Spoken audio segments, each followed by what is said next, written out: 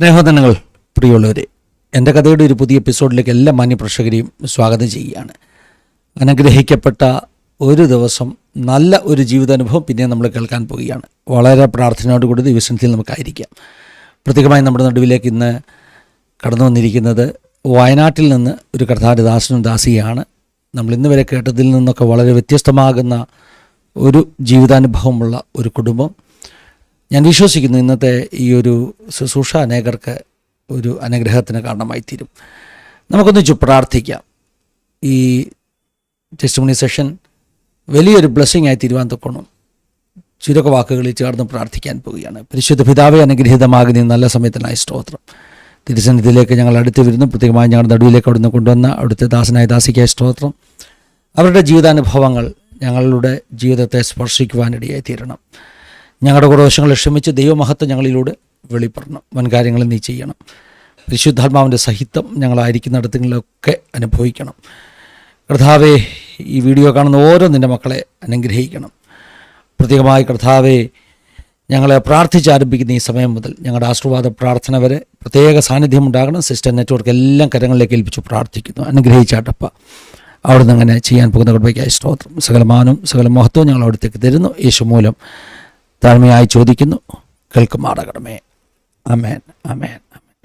കർത്താവിനെ സ്തോത്രം ചെയ്യുകയാണ്. ഞാൻ ആരംഭത്തിൽ ഓർപ്പിച്ചതുപോലെ വളരെ വ്യത്യസ്തതയുള്ള ഒരു ജീവിതാനുഭവമാണ് നമ്മൾ കേൾക്കാൻ പോകുന്നത്. ഈ അടുത്ത സമയത്ത് ന്യൂസ് 24 ചാനലിൽ ശ്രീകണ്ഠൻ നായർ കുറേ വീഡിയോകൾ കൊണ്ടുവന്നു. ആ വീഡിയോകളൊക്കെ നിരപരാധികൾ ശിക്ഷിക്കപ്പെട്ട് ദീർഘവർഷങ്ങൾ ജയിലിലോ അല്ലെങ്കിൽ കോടതിയും വ്യവഹാരവും ഒക്കെ ആയിട്ട് ക്ലേശിക്കപ്പെട്ടവരുടെ അനുഭവങ്ങളായിരുന്നു. ആ വീഡിയോ ഞാൻ കാണുമ്പോൾ ഇന്ത്യൻ നീതിന്യായ വ്യവസ്ഥിതി 1000 കുറ്റവാളികൾ രക്ഷപ്പെട്ടാലും ഒരു നീതിമാൻ അല്ലെങ്കിൽ കുറ്റം ചെയ്യാത്തവൻ ശിക്ഷിക്കപ്പെടരുത് എന്ന ഒരു സ്ലോഗൻ വെച്ചിട്ടുള്ള നീതിന്യായ വ്യവസ്ഥിതി, ആ വ്യവസ്ഥിതിയിൽ തന്നെ എത്രയോ നിരപരാധികൾ ശിക്ഷിക്കപ്പെടുന്നു എന്നൊരു കാഴ്ച നമ്മളൊക്കെ മലയാളക്കര കണ്ടു. അതുപോലെ തന്നെ നിരപരാധിയെങ്കിലും എന്തൊക്കെയോ കാരണങ്ങൾ കൊണ്ട് ദീർഘവർഷങ്ങൾ ഈ കോടതിയും ജയിലുമൊക്കെയായിട്ട് കഷ്ടമനുഭവിച്ച ഒരു പാസ്റ്റർ, അദ്ദേഹമാണ് ഇന്ന് നമ്മളോടൊപ്പം ചേർന്ന് വന്നിരിക്കുന്നത്. അതുകൊണ്ട് തന്നെ ഞാൻ പറഞ്ഞല്ലോ, വ്യത്യസ്തതയുള്ള ജീവിതാനുഭവമാണ്. ആ കഥകളൊക്കെ നമ്മൾ കേൾക്കാൻ പോവുകയാണ്, വിശദമായി കേൾക്കാൻ പോവുകയാണ്. വളരെ സ്നേഹത്തോടുകൂടെ ആദരവോടുകൂടെ കർത്താവിൻ്റെ ദാസൻ പാസ്റ്റർ മനോജ്, അദ്ദേഹത്തിൻ്റെ സഹധർമ്മിണി ബിന്ദു സിസ്റ്റർ ഈ ഒരു ആസാദിയുടെ എൻ്റെ കഥയുടെ സെഷനിലേക്ക് സ്വാഗതം ചെയ്യുകയാണ്. Welcome pastor. Praise Lord.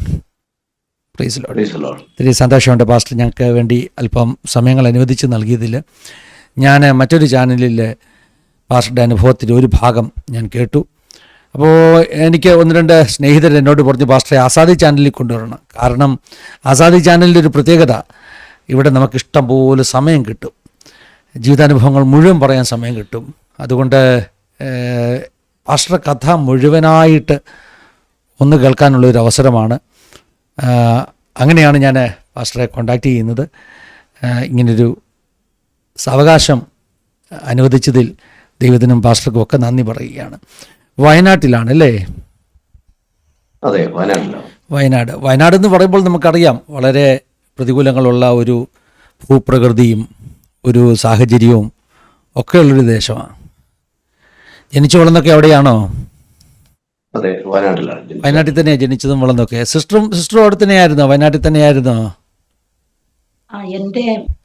ഞാൻ ജനിച്ചു വളർന്നത് വയനാട്ടിലാ. പിന്നെ എൻ്റെ മാതാപിതാക്കള് തൃശ്ശൂരാണ്. ശരി, ജനിച്ചു വളർന്നത് വയനാട്ടിലാണെങ്കിൽ ഇപ്പോൾ മാതാപിതാക്കൾ തൃശ്ശൂരിലായിരിക്കും. ഇല്ല, മാതാപിതാക്കൾ ഇപ്പൊ ഇല്ല. എല്ലാം മരിച്ചു. ശരി, കുടുംബത്തെക്കുറിച്ചൊക്കെ ഒന്ന് പറയാം കേട്ടോ. നിങ്ങളുടെ രണ്ടുപേരുടെയും കുടുംബത്തെക്കുറിച്ചൊന്ന് പറയാം, മാതാപിതാക്കളെക്കുറിച്ചും ജനിച്ചു വളർന്ന പശ്ചാത്തലത്തെക്കുറിച്ചൊക്കെ ഒന്ന് പറയുകയാണെങ്കിൽ പ്രേക്ഷകർക്ക് നിങ്ങളെ പരിചയപ്പെടാൻ അതൊരു കാരണമായി തീരും. രണ്ടുപേർക്കും പറയാം കേട്ടോ.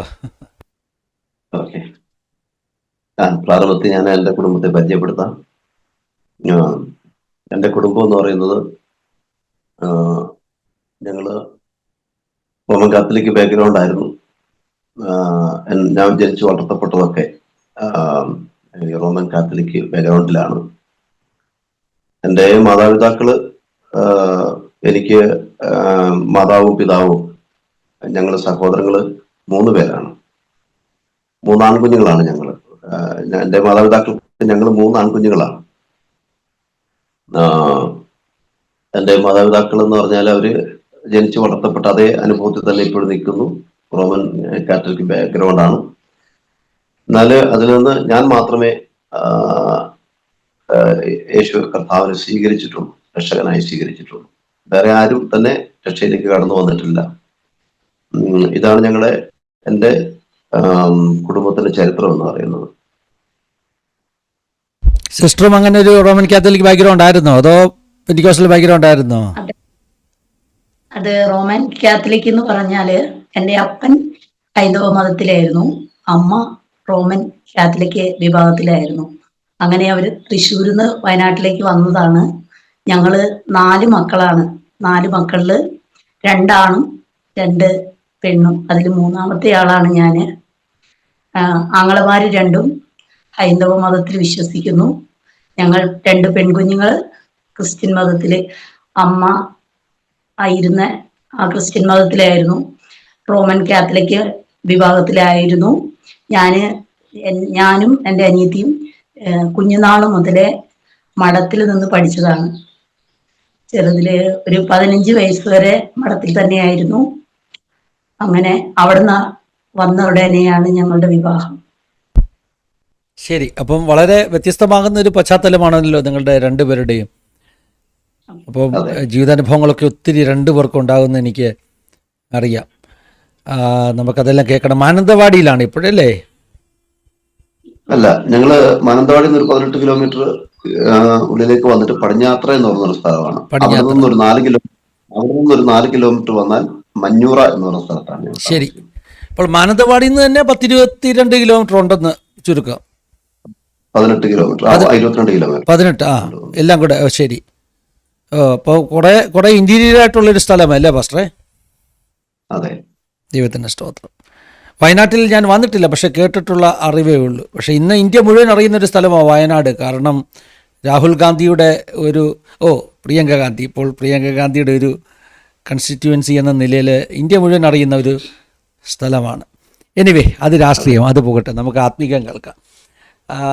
ചെറിയ പ്രായം മുതലുള്ള ജീവിതാനുഭവങ്ങൾ പറയാം കേട്ടോ, 2 പേർക്കും പറയാം. കേൾക്കാൻ ഞാൻ തയ്യാറാണ്.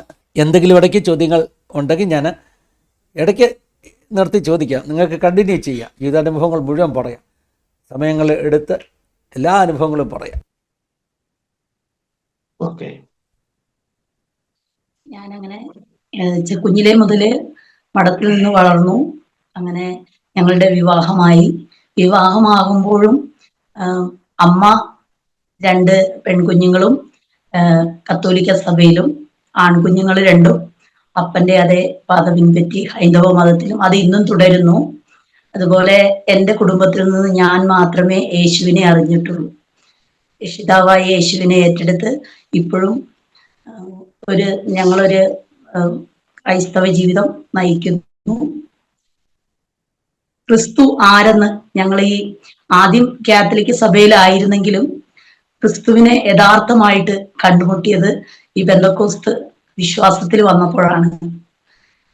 സത്യം നിങ്ങൾ അറിയുകയും സത്യം നിങ്ങളെ സ്വതന്ത്രരാക്കുകയും ചെയ്യുമെന്നുള്ള ദൈവത്തിന്റെ ആ വചനം ഞങ്ങളുടെ ഉള്ളിൽ വന്നു.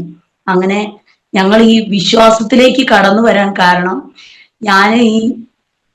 ഞങ്ങളുടെ ഈ പാസ്റ്ററെ കുടുംബത്തില് ഒത്തിരി പെന്തക്കോസ്തുകാരുണ്ട്. അതിൽ ഞങ്ങളുടെ വിവാഹം കഴിഞ്ഞതൊക്കെ റോമൻ കാത്തലിക് സഭയിൽ വെച്ചായിരുന്നു. അങ്ങനെ ആ സഭയിൽ വെച്ച് കഴിയുമ്പോഴും ഇവരുടെ കുടുംബത്തിൽ, പാസ്റ്റർ കുടുംബത്തിൽ, ഞാൻ പെന്തക്കോസ്ത് സഭ ഇങ്ങനെ ഉണ്ടെന്നോ, അങ്ങനെ ഒരു വിശ്വാസത്തിൽ ഇങ്ങനെ ജീവിതമുണ്ടെന്നോ എന്നും എനിക്കറിയത്തില്ലായിരുന്നു. എനിക്ക് ആകെ അറിയുന്നത്, ഞാൻ വളർന്ന പശ്ചാത്തലം മഠത്തിലെ കന്യാസ്ത്രീകളുടെ കൂടെയായിരുന്നു. അവരാണ് എന്നെ ചെറുപ്പം മുതൽ വളർത്തിയത്. അപ്പം മാതാപിതാക്കളില്ല, സഹോദരങ്ങളില്ല. ഞങ്ങള് ചേട്ടത്തിയും അനിയത്തിയുമായിട്ട് 2 പേര് ഇങ്ങനെ മഠത്തിൽ കഴിയുകയായിരുന്നു. അപ്പം ആ ഒരു പശ്ചാത്തലത്തിലാണ് ഞങ്ങൾ വളർന്നു വന്നത്.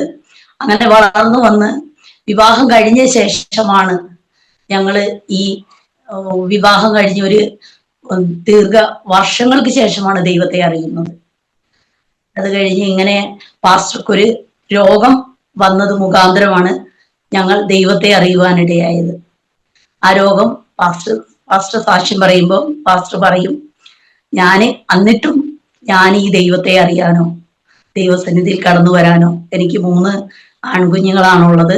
ഈ 3 ആൺകുഞ്ഞുങ്ങളോടും പാസ്റ്ററെ ചാച്ചനും അമ്മയും ഞങ്ങൾ 3 ആൺകുഞ്ഞുങ്ങളും ഒന്നിച്ചായിരുന്നു താമസം. അപ്പൊ ഞാൻ ഈ കുഞ്ഞുങ്ങളോടും, അപ്പൊ ചാച്ചനും അമ്മയും എന്നോട് പറയുമായിരുന്നു, അവന് ഭ്രാന്താണ്, അവൻ പോയ വഴിക്ക് പോവരുത്, അവന് ഇത്ര നാളും അവൻ നമ്മുടെ കൂടെ ഈ പള്ളിയിലായിരുന്നു, അപ്പം അവന്റെ കൂടെ പോയിട്ടുണ്ടെങ്കിൽ നിങ്ങളുടെ ജീവിതം പോകും, പെന്തക്കോസ്ത് സഭയിലേക്ക് നിങ്ങൾ കടന്നു പോകരുത്, അങ്ങനെ പോയിട്ടുണ്ടെങ്കിൽ നിങ്ങളുടെ കുഞ്ഞുങ്ങളുടെ ഭാവി നശിച്ചു പോകും എന്നൊക്കെയായിരുന്നു അന്ന് മാതാപിതാക്കൾ പറഞ്ഞത്.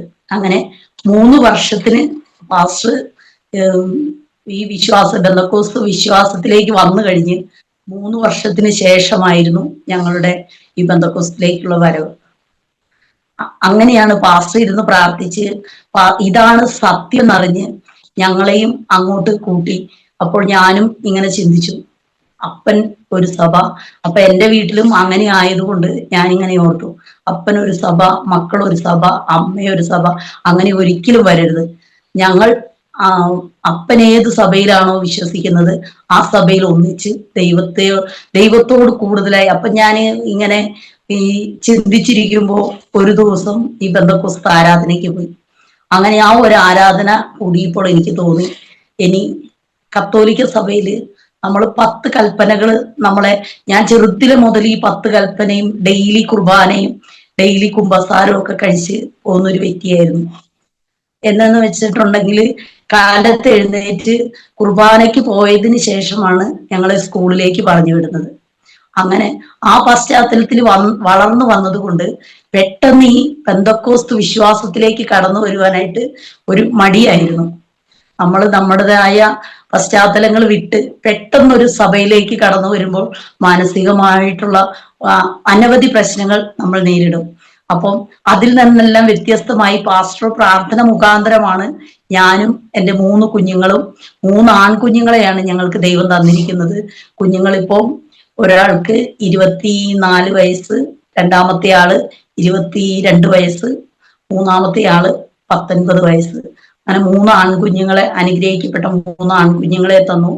ആ സമയത്ത് അങ്ങനെ കുഞ്ഞുങ്ങളുടെ വിദ്യാഭ്യാസം മുന്നോട്ട് പോയിക്കൊണ്ടിരിക്കുന്ന സമയത്താണ് പാസ്റ്റർ വലിയൊരു എന്താ പറയുക, ഞങ്ങൾക്ക് അങ്ങനെ 2019 വലിയൊരു ദുരന്തം ഞങ്ങളെ അന്വേഷിച്ച് വന്നത്.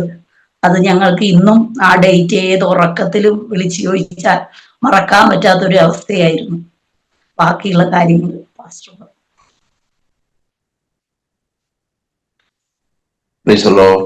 കർത്താവിന്റെ അതിപരിശുദ്ധമായ തിരുനാമത്തിന് നന്ദിയോടെ സ്തോത്രം ചെയ്യുന്നു.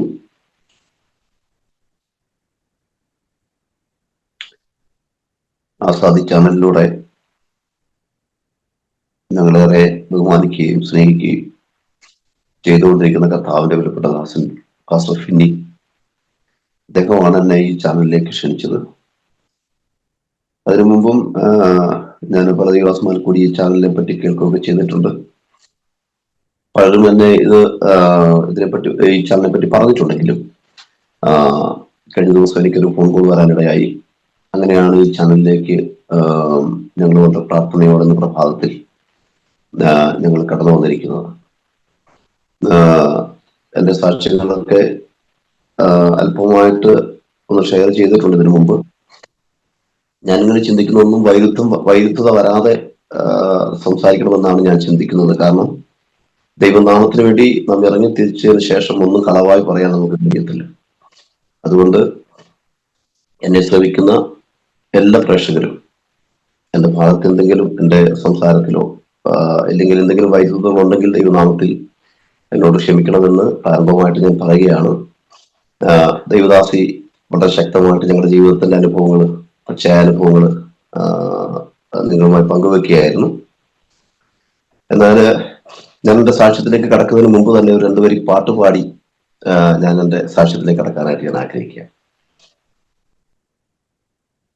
എൻ്റെ ജീവിതത്തിൽ ഞാൻ കടന്നുപോയ ഓരോ അനുഭവങ്ങൾ ഈ പാട്ടിലൂടെ എനിക്ക് ഓർമ്മ വരികയാണ്. ഞാൻ ആ പാട്ട് പാടിയതിനു ശേഷം ഒരു കാര്യം പറയാം. അന്നേ മരിച്ചു പോയെങ്കിൽ എൻ ദൈവമേ ഞാൻ ചെന്നേ വന്നരകമതിൽ. അന്നേ മരിച്ചു പോയെങ്കിൽ എൻ ദൈവമേ ഞാൻ ചെന്നേ വന്നരകമതിൽ. തന്നു നിൻ കൃപദാനമിന്നും ജീവിച്ചിടുവാൻ, തന്നു നിൻ കൃപദാനമിന്നും ജീവിച്ചിടുവാൻ, നിന്നാത്മശക്തിയാലെ നിത്യം നടത്തണമേ, നിന്നാത്മശക്തിയാലെ നിത്യം നടത്തണമേ. ലോകത്തിൻമോഹങ്ങൾ കൊണ്ടു വീരഞ്ഞോടി ഞാൻ സ്വർഗ ഭാഗ്യങ്ങൾ വേടിഞ്ഞു. ലോകത്തിൻമോഹങ്ങൾ കൊണ്ട് വീരഞ്ഞോടി ഞാൻ സ്വർഗ ഭാഗ്യങ്ങൾ വേടിഞ്ഞു. പാപിയ ജീവിച്ചപ്പോൾ പാതയ്ക്കു ദീപമില്ല, പാപിയ ജീവിച്ചപ്പോൾ പാതയ്ക്കു ദീപമില്ല. സ്വർഗ സന്തോഷമില്ല, നിത്യ സ്നേഹിതരില്ല. സ്വർഗ സന്തോഷമില്ല, നിത്യ സ്നേഹിതരില്ല.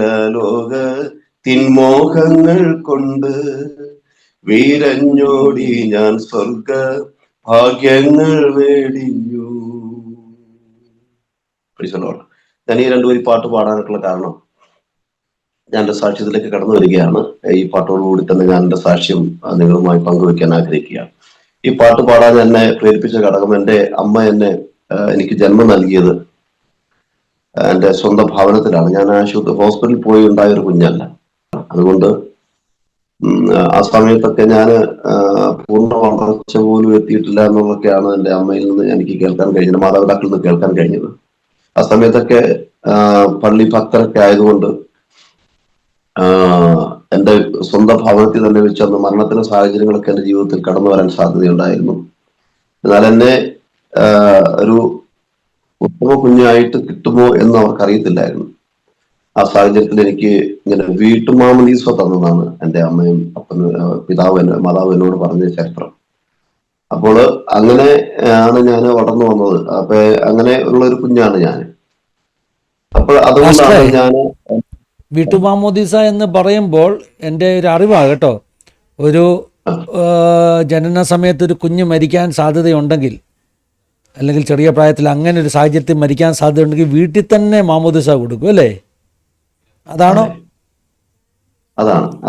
അത് മാമോദീസ കൊടുക്കുന്നത് ആരാണ്? അച്ഛന്മാര് വല്ലതും വന്നിട്ടാണോ അതോ? അത് അച്ഛൻ വരാൻ അന്ന് വന്നില്ല. അന്ന് എൻ്റെ അടുത്തുള്ള ഒരു ഞങ്ങളുമായിട്ട് കുടുംബമായിട്ട് ബന്ധമുള്ള ഒരു മാതാവാണ്. അവര് ഒരു അടുത്തുള്ള ഒരു മാതാവാണ്.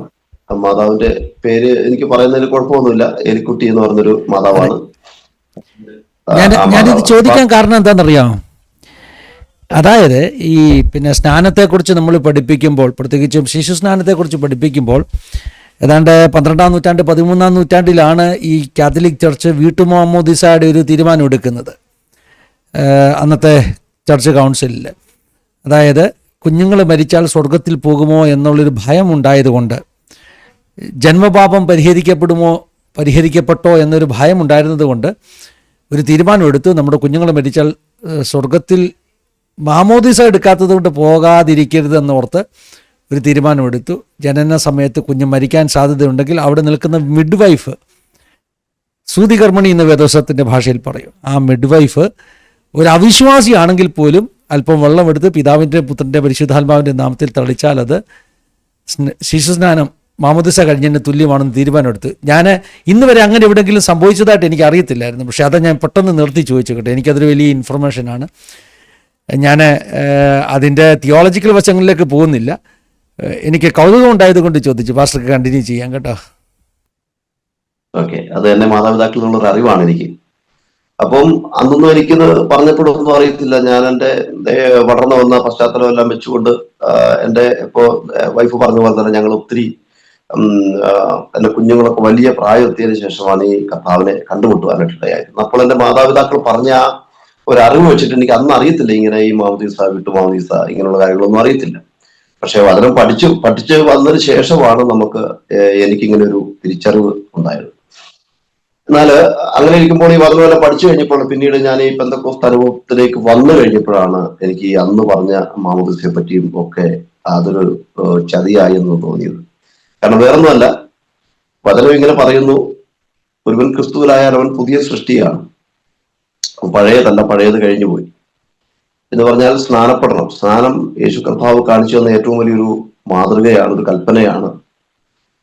സ്നാനപ്പെടാത്ത ഒരു വ്യക്തിക്ക് ദൈവത്തോട് ചേരുവാൻ കഴിയത്തില്ല. കാരണം കർത്താവിനോട് കൂടെ ചേരാനുള്ള ആദ്യപടിയാണ് സ്നാനം എന്നുള്ളത് പിന്നീട് തിരുവെടുത്ത് പഠിച്ചപ്പോഴാണ് എനിക്ക് മനസ്സിലാകാനായിട്ട് ഇടയായിത്തീർന്നത്. യേശു കർത്താവ് തന്നെ യോർദാൻ നദിയിൽ യോഹന്നാൻ സ്നാപകന്റെ കീഴിൽ സ്നാനപ്പെട്ടു. അത് മുങ്ങിപ്പൊങ്ങി, ജലത്തിൽ മുങ്ങിപ്പൊങ്ങി എന്ന മുഴുകൽ സ്നാനം എന്നാണ് പറയുന്നത്. ജലത്തിൽ മുങ്ങിപ്പൊങ്ങി. അപ്പോൾ എന്ന് പറഞ്ഞാൽ സ്നാനം എന്ന് പറഞ്ഞതിന്റെ അർത്ഥം വിശുദ്ധ വേദപുസ്തക പ്രകാരം പഠിക്കുമ്പോൾ കുളി എന്ന് മാത്രമാണ് അതിന്റെ അർത്ഥം. എന്ന് പറഞ്ഞാൽ നമ്മുടെ പഴയ സ്വഭാവങ്ങളെ കുഴിച്ചിട്ടിട്ട് പുതിയ സൃഷ്ടിയായി നമ്മൾ രൂപാന്തരപ്പെടുക, അതാണ് സ്നാനം. അങ്ങനെ ഞാൻ പറഞ്ഞു വന്നത്, അപ്പോൾ ആ വചനം എന്നെ, വേറൊരു വചനം എന്നെ ഇങ്ങനെ ചിന്തിപ്പിച്ചു. അമ്മയുടെ ഉദരത്തിൽ പിണ്ടാകാരമാകുന്നതിന് മുമ്പ് ഞാൻ നിന്നെ കണ്ടു. അതുകൊണ്ടായിരിക്കും ഒരു പക്ഷേ ആ കർത്താവിന് വിളി എന്റെ മേലുള്ളതുകൊണ്ടായിരിക്കാം ഞാൻ അന്ന് മരണപ്പെടാതെ ഇരുന്നത്. അതുകൊണ്ടാണ് എല്ലാവരുടെയും മുമ്പിൽ ഇങ്ങനെ കർത്താവിന്റെ വചനവുമായിട്ടൊരു സാക്ഷിയായി നിൽപ്പാൻ ദൈവം എനിക്കും ഭാഗ്യം തന്നത്. അത് കർത്താവ് അമ്മയുടെ ഉദരത്തിൽ പിണ്ടാകാരമാകുന്നതിന് മുമ്പ് എന്നെ കണ്ടതുകൊണ്ടാണ്. അത് ഞാൻ ഏറെ സന്തോഷിക്കുന്നു, കർത്താവിന് നന്ദി പറയുന്നു. കാരണം ജീവനോടെ ദൈവം എനിക്ക് ഈ ലോകത്തിന് തന്നതിന്. കാരണം പിന്നീടാണ് ജീവിതത്തിൽ കഷ്ടങ്ങളും പ്രയാസങ്ങളും ഒക്കെ ഈ കർത്താവിനെ അറിഞ്ഞു കഴിഞ്ഞാണ് ഉണ്ടാകുന്നത്. തിരുവെടുത്ത് പഠിക്കുമ്പോൾ അങ്ങനെയാ. കാരണം ക്രിസ്തീയ ജീവിതം ഒരിക്കലും എന്താ പറയാ, ഒരു സന്തോഷകരമാണ്, പക്ഷെ അത്ര ഒരു സുഖമുള്ള പരിപാടിയല്ല. എന്ന് പറഞ്ഞാൽ പട്ടുപത്തെ അല്ല, ശരിക്കും മലയാള ഭാഷ പറഞ്ഞാൽ അങ്ങനെയാണല്ലോ. അപ്പോൾ കഷ്ടതയാണ്. കാരണം ക്രിസ്തുവിനെ അറിയുമ്പോൾ കഷ്ടതയാണ്, കഷ്ടസമ്പൂർണനായത് മാറും. അതാണ് ഒരു രോഗാവസ്ഥയെ കുറിച്ചൊക്കെ സിസ്റ്റർ പറഞ്ഞല്ലോ, അങ്ങനെ ഒരു സമയത്താണല്ലോ അല്ലേ? അത് എന്തായിരുന്നു? അതിനി വരാൻ പോകുന്നതേ ഉള്ളോ? അതിലേക്ക് ഞാൻ കടന്നു വരാൻ പോവുക, അതാണ് ഞാൻ അടുത്ത സ്റ്റെപ്പ് പറയാൻ പോകുന്നത്. അപ്പോൾ ഞാൻ അങ്ങനെ റോമൻ കാത്തലിക് വിഭാഗത്തിലൊക്കെ നിന്ന് പള്ളിയിലൊക്കെ പോയി RC ചർച്ചിൽ ഒരു പാട്ട് പാടിക്കൊണ്ടിരുന്ന ആളാണ്. അങ്ങനെ അച്ഛന്മാരോടും കന്യാസിനിമാരോടൊക്കെ വളരെ സ്നേഹത്തോടും ബഹുമാനത്തോടും ആദരവോടും എല്ലാ കാലഘട്ടങ്ങളിലുള്ള എല്ലാ ശുശ്രൂഷകളിലും പങ്കുചേർന്ന ഒരു അനുഭവമായിരുന്നു ഞങ്ങളുടെ കുടുംബജീവിതം. നല്ലൊരു കുടുംബജീവിതമായിരുന്നു. അങ്ങനെ നിൽക്കുന്ന സമയത്താണ് എൻ്റെ ജീവിതത്തിലേക്ക് പെട്ടെന്നൊരു പ്രയാസം എനിക്ക് കടന്നു വന്നത്. അത് ദൈവദാസി പറഞ്ഞ പോലെ തന്നെ എനിക്കൊരു രോഗമായിട്ടാണ് ഫസ്റ്റ് അത് എന്നെ അലട്ടുവാനായിട്ട് ഇടയായിത്തീർന്നത്. അത് ഞാൻ വളരെ സന്തോഷവാനായിട്ട്, കാരണം ആ സമയത്തൊക്കെ നമുക്ക് ദൈവം ആരാണെന്നോ നമുക്കറിയത്തില്ല, കർത്താവിന്റെ പ്രവൃത്തി എന്താണെന്ന് നമുക്കറിയത്തില്ല. നമ്മൾ ആഴ്ചയിൽ ആലയത്തിൽ പോകുന്നു. തിരുവെഴുത്തെന്ന് പറഞ്ഞ സാധനം കരങ്ങൾ കൊണ്ട് തൊട്ട ഓർമ്മ എനിക്കില്ല. കാരണം ഏതെങ്കിലുമൊക്കെ ക്രിസ്തുമസോ ഈസ്റ്ററോ ഇങ്ങനെയൊക്കെ വരുന്ന സമയങ്ങളിലാണ് നമ്മൾ ബൈബിളൊക്കെ ഒന്ന് പൊടി തട്ടിയെടുത്ത് അത് നോക്കാൻ പറഞ്ഞാൽ തുറന്ന് വായിക്കാറില്ല എന്നുള്ളതാണ് യാഥാർത്ഥ്യം. അപ്പം അങ്ങനെ നിൽക്കുന്ന അനുഭവത്തിൽ എനിക്ക് പെട്ടെന്നൊരു ഞാനൊരു രോഗത്താൽ പീഡിതനായി. രോഗം എന്ന് പറയുമ്പോൾ ഇന്ന് വരെ അത് മെഡിക്കൽ സയൻസ് കണ്ടുപിടിച്ചിട്ടില്ല. എന്താണെന്ന് എനിക്കും പറയാൻ അറിയത്തില്ല. ഒത്തിരി ചികിത്സ അതിന് വേണ്ടി ചെയ്തു. ഒത്തിരി ചികിത്സ എന്ന് പറഞ്ഞാൽ ഞാൻ വയനാട് തൊട്ടുള്ള ഹോസ്പിറ്റലിൽ കാണിച്ചു, കോഴിക്കോട് മെഡിക്കൽ കോളേജ്, അങ്ങനെ നിരവധി, അവസാന വൈദ്യുതി ചേരോട്, അങ്ങനെ ഒത്തിരി ഹോസ്പിറ്റലിൽ ഞാൻ ഈ പ്രയാസമായിട്ട് കടന്നുപോയപ്പോൾ ഡോക്ടർമാർ എന്നോട് പ്രത്യേകിച്ച് ഈ രോഗത്തിന്റെ കാര്യങ്ങളൊന്നും അവർ പറയുന്നില്ല. അതിന്റെ പ്രശ്നം എന്ന് പറഞ്ഞാൽ ഈ രോഗം എന്താണ്, അതിന്റെ കാരണമെന്ന് ഞാൻ പറയും. ഇത് വരുന്നത് എങ്ങനെയാണെന്ന് ഞാൻ ഇതിനുമായി പങ്കുവയ്ക്കാം. ഇതെന്ന് പറഞ്ഞാൽ എനിക്ക് എൻ്റെ ശരീരത്തിൽ ഔട്ടറുകളായിട്ട് ഈ ചെറിയ ചെറിയ മുഴകൾ പ്രത്യക്ഷപ്പെടുക, ചുണ്ടൊക്കെ താഴേക്ക് തൂങ്ങി വരിക. അപ്പം അത് വന്നു കഴിയുമ്പോഴത്തേക്ക് ഞാൻ ശരീരം വല്ലാത്ത വികൃതാവസ്ഥയിലേക്ക്, എന്നെ കണ്ടാൽ തിരിച്ചറിയാത്തൊരവസ്ഥയിലേക്ക് വരും. കണ്ടാൽ ഒരു ആളാണെന്ന് അറിയാത്ത രീതിയിലുള്ള ഒരവസ്ഥ ആണ് ആ രോഗം വരുന്ന സമയത്ത് എന്നിൽ ആയിക്കൊണ്ടിരിക്കുന്നത്. അപ്പോൾ ആ സമയത്ത് എനിക്ക് ഈ രോഗം വന്നു കഴിയുമ്പോൾ, എനിക്കിങ്ങനെ ആയിക്കഴിയുമ്പോൾ എനിക്ക് പുറത്തിറങ്ങാനോ മറ്റാരെയും കാണാനായിട്ട് എനിക്ക് മനസ്സ് വരുന്നില്ല. കാരണം എനിക്ക് വീട്ടിൽ തന്നെ കിടന്നാൽ മതി, വേറെ എങ്ങും പോകാൻ എനിക്ക് ആഗ്രഹമില്ല. എനിക്ക് ഇരുട്ടാണ് ഏറ്റവും ഇഷ്ടം. റൂമിൽ മാത്രം കിടന്നാൽ മതി. എനിക്ക് ഇരുട്ടാണ് ഏറ്റവും ഇഷ്ടം. എനിക്ക് വെളിച്ചം കാണാൻ പറ്റത്തില്ല, മറ്റാളുകളുമായിട്ടുള്ള സമ്പർക്കം പറ്റത്തില്ല, ആളുകളെ കാണാൻ പറ്റത്തില്ല. അങ്ങനെ ഒരു വലിയ ഒരു എന്താ പറയാ, ഒരു ഡിപ്രഷൻ അടിമയായി, ഒരു വല്ലാത്ത ഒരു എന്താ പറയാ മാനസിക സംഘർഷത്തിലാണ് ഞാൻ ആയിരുന്ന സമയത്തൊക്കെ. ഇതിങ്ങനെ വന്നു കഴിയുമ്പോൾ 7 ദിവസമൊക്കെ ഇത് നീണ്ടു നിൽക്കും. ആ സമയങ്ങളിലാണ് ഞങ്ങൾ ഹോസ്പിറ്റലിലൊക്കെ ഇങ്ങനെ പോയിക്കൊണ്ടിരുന്നത്. ഡോക്ടർ അഡ്മിറ്റ് ആക്കുകയും അതുപോലെ തന്നെ മെഡിസിൻ ഒക്കെ തരുകയൊക്കെ ചെയ്തെങ്കിലും അത് പിന്നീട് അതിനൊന്നും ഒരു മാറ്റം വന്നില്ല. അങ്ങനെ ഞങ്ങള് അലോപ്പതി ചികിത്സകളെല്ലാം ഒരുപാട് നടത്തി, അതിനൊന്നും ഒരു ഫലം കാണാതെ വന്നു. അത് മരുന്ന് കഴിക്കുമ്പോൾ അത് മാറും, പിന്നെയും ഇതിങ്ങനെ പ്രത്യക്ഷമാകും. അങ്ങനെയായി അവസാനം അടുത്തു. എന്റെ ഭാര്യയാണെങ്കിൽ ഞങ്ങളുടെ കുഞ്ഞുങ്ങളെ കേട്ടിട്ട് ഞങ്ങൾ ഹോസ്പിറ്റലിൽ തന്നെയാണ് ഇങ്ങനെ കയറി ഇറങ്ങുകയാണ്. അങ്ങനെ ഞാൻ വളരെ ചുരുക്കി പറയാം. അങ്ങനെ ഞങ്ങൾ ഒരു ദിവസം ഇങ്ങനെ എന്റെ കുടുംബത്തിൽ ദൈവദാസി പറഞ്ഞല്ലോ, എന്റെ പിതാവിന്റെ ആളുകളൊക്കെ ഭൂരിഭാഗം ആളുകൾ പെന്തക്കോസ്തിലാണ്. അപ്പൊ ഏറ്റവും കൂടുതൽ പെന്തക്കോസ്ത് സമുദായത്തെ തള്ളി പറഞ്ഞ ഒരു വ്യക്തിയാണ് ഞാൻ.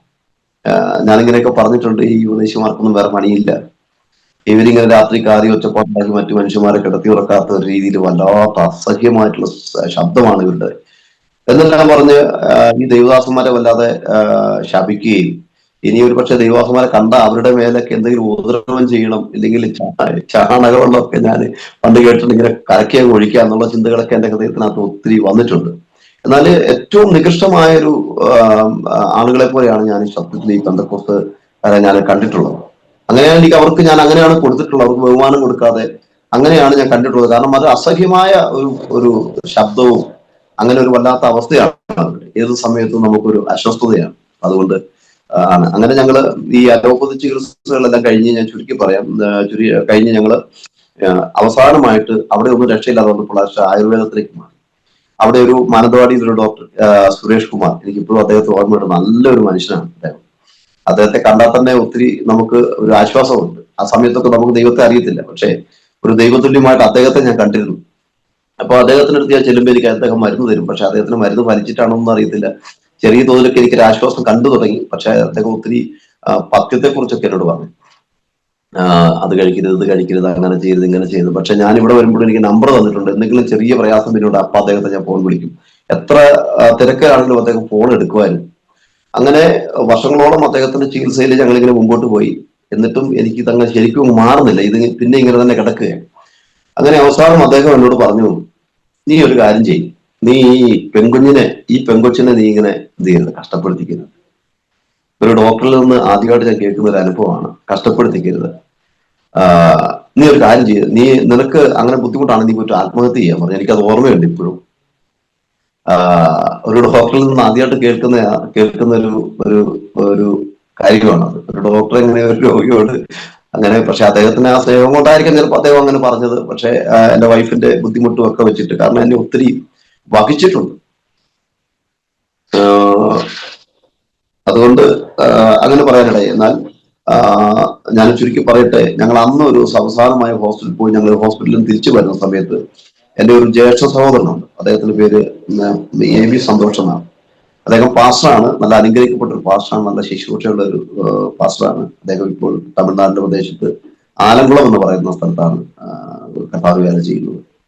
അദ്ദേഹം അന്ന് ഇവിടെ ലീവിന് ഇവിടെ വന്ന സമയത്താണ്, വീട്ടിൽ വന്ന സമയത്താണ് ഞങ്ങൾ ഹോസ്പിറ്റലിൽ പോയിട്ട് നടന്നു വരുന്നത്. അങ്ങനെ വരുന്ന സമയത്ത് തന്നെ ഇദ്ദേഹം എന്നെ കണ്ടു. കാരണം ഈ പെന്തക്കോസ്തുകാരുടെ സ്വഭാവം എന്ന് പറഞ്ഞാൽ ആരെയും കണ്ടു കഴിഞ്ഞാൽ പിന്നെ അവരോട് സുവിശേഷം പറയണമല്ലോ, അതാണല്ലോ അവരുടെ പ്രത്യേകത. അങ്ങനെ ഞങ്ങൾ വരുമ്പോൾ ഇദ്ദേഹം കറക്റ്റ് ഞങ്ങൾ അദ്ദേഹത്തിന്റെ വീട്ടിലൂടെ വരുന്നത്, അവിടെ നിൽക്കുന്നുണ്ട്. അപ്പൊ എന്നോട് ചോദിച്ചു, നീ എവിടെ പോയിട്ട് വരികയാണ്? അപ്പൊ ഞാൻ പറഞ്ഞു, ഞാൻ ഇങ്ങനെ ഹോസ്പിറ്റലിൽ പോയതാണ്. അപ്പൊ എന്റെ വിവരങ്ങളൊക്കെ ഇവർ അറിയുന്നുണ്ട്, എല്ലാ കാര്യങ്ങളും അറിയാം. അപ്പൊ അദ്ദേഹം അവരൊക്കെ എനിക്ക് ശക്തമായിട്ട് പ്രാർത്ഥിക്കുന്നുണ്ട്, പക്ഷെ ഇത് എനിക്കറിയത്തില്ല. അപ്പൊ അദ്ദേഹം എന്നോട് പറഞ്ഞു, നീ ഇങ്ങോട്ട് വാ, ഇവിടെ കയറി നമുക്ക് ചായ കുടിച്ചിട്ട് പോകാം, അങ്ങോട്ട് വരാൻ പറഞ്ഞു. അങ്ങനെ വിളിച്ചു. ഞങ്ങളെ ആ വീട്ടിൽ കയറ്റി. ഞങ്ങൾ ചെന്നപ്പോൾ തന്നെ അവർക്കൊരു വല്ലാത്ത സന്തോഷമാണ്. അവർ വേഗം പായൊക്കെ വിരിച്ച്, അദ്ദേഹത്തിന്റെ അമ്മയും എന്ന് പറഞ്ഞാൽ എന്റെ അപ്പന്റെ പെങ്ങളാണ്, അവർ മാത്രമുള്ള അവിടെ. അപ്പൊ പായൊക്കെ വിരിച്ച് ഞങ്ങളെ രണ്ടുപേരും അവിടെ ഇരുത്തി. പിന്നെ ഞങ്ങളെ ഇങ്ങനെ ശകാരിക്കാൻ തുടങ്ങി, വചനത്തിൽ നിന്ന് ഇങ്ങനെ പറയാൻ തുടങ്ങി. അപ്പൊ ഇത് കേൾക്കുമ്പോൾ എനിക്ക് വല്ലാത്തൊരു പ്രാന്ത, കാരണം എനിക്കിത് കേൾക്കാൻ ഇഷ്ടമില്ല. ഇഷ്ടമില്ലാത്തൊരു കാര്യം വേറൊരാളെ അടിച്ചേൽപ്പിക്കാൻ ശരിയില്ലല്ലോ. അപ്പൊ എന്തായാലും വീടില്ല.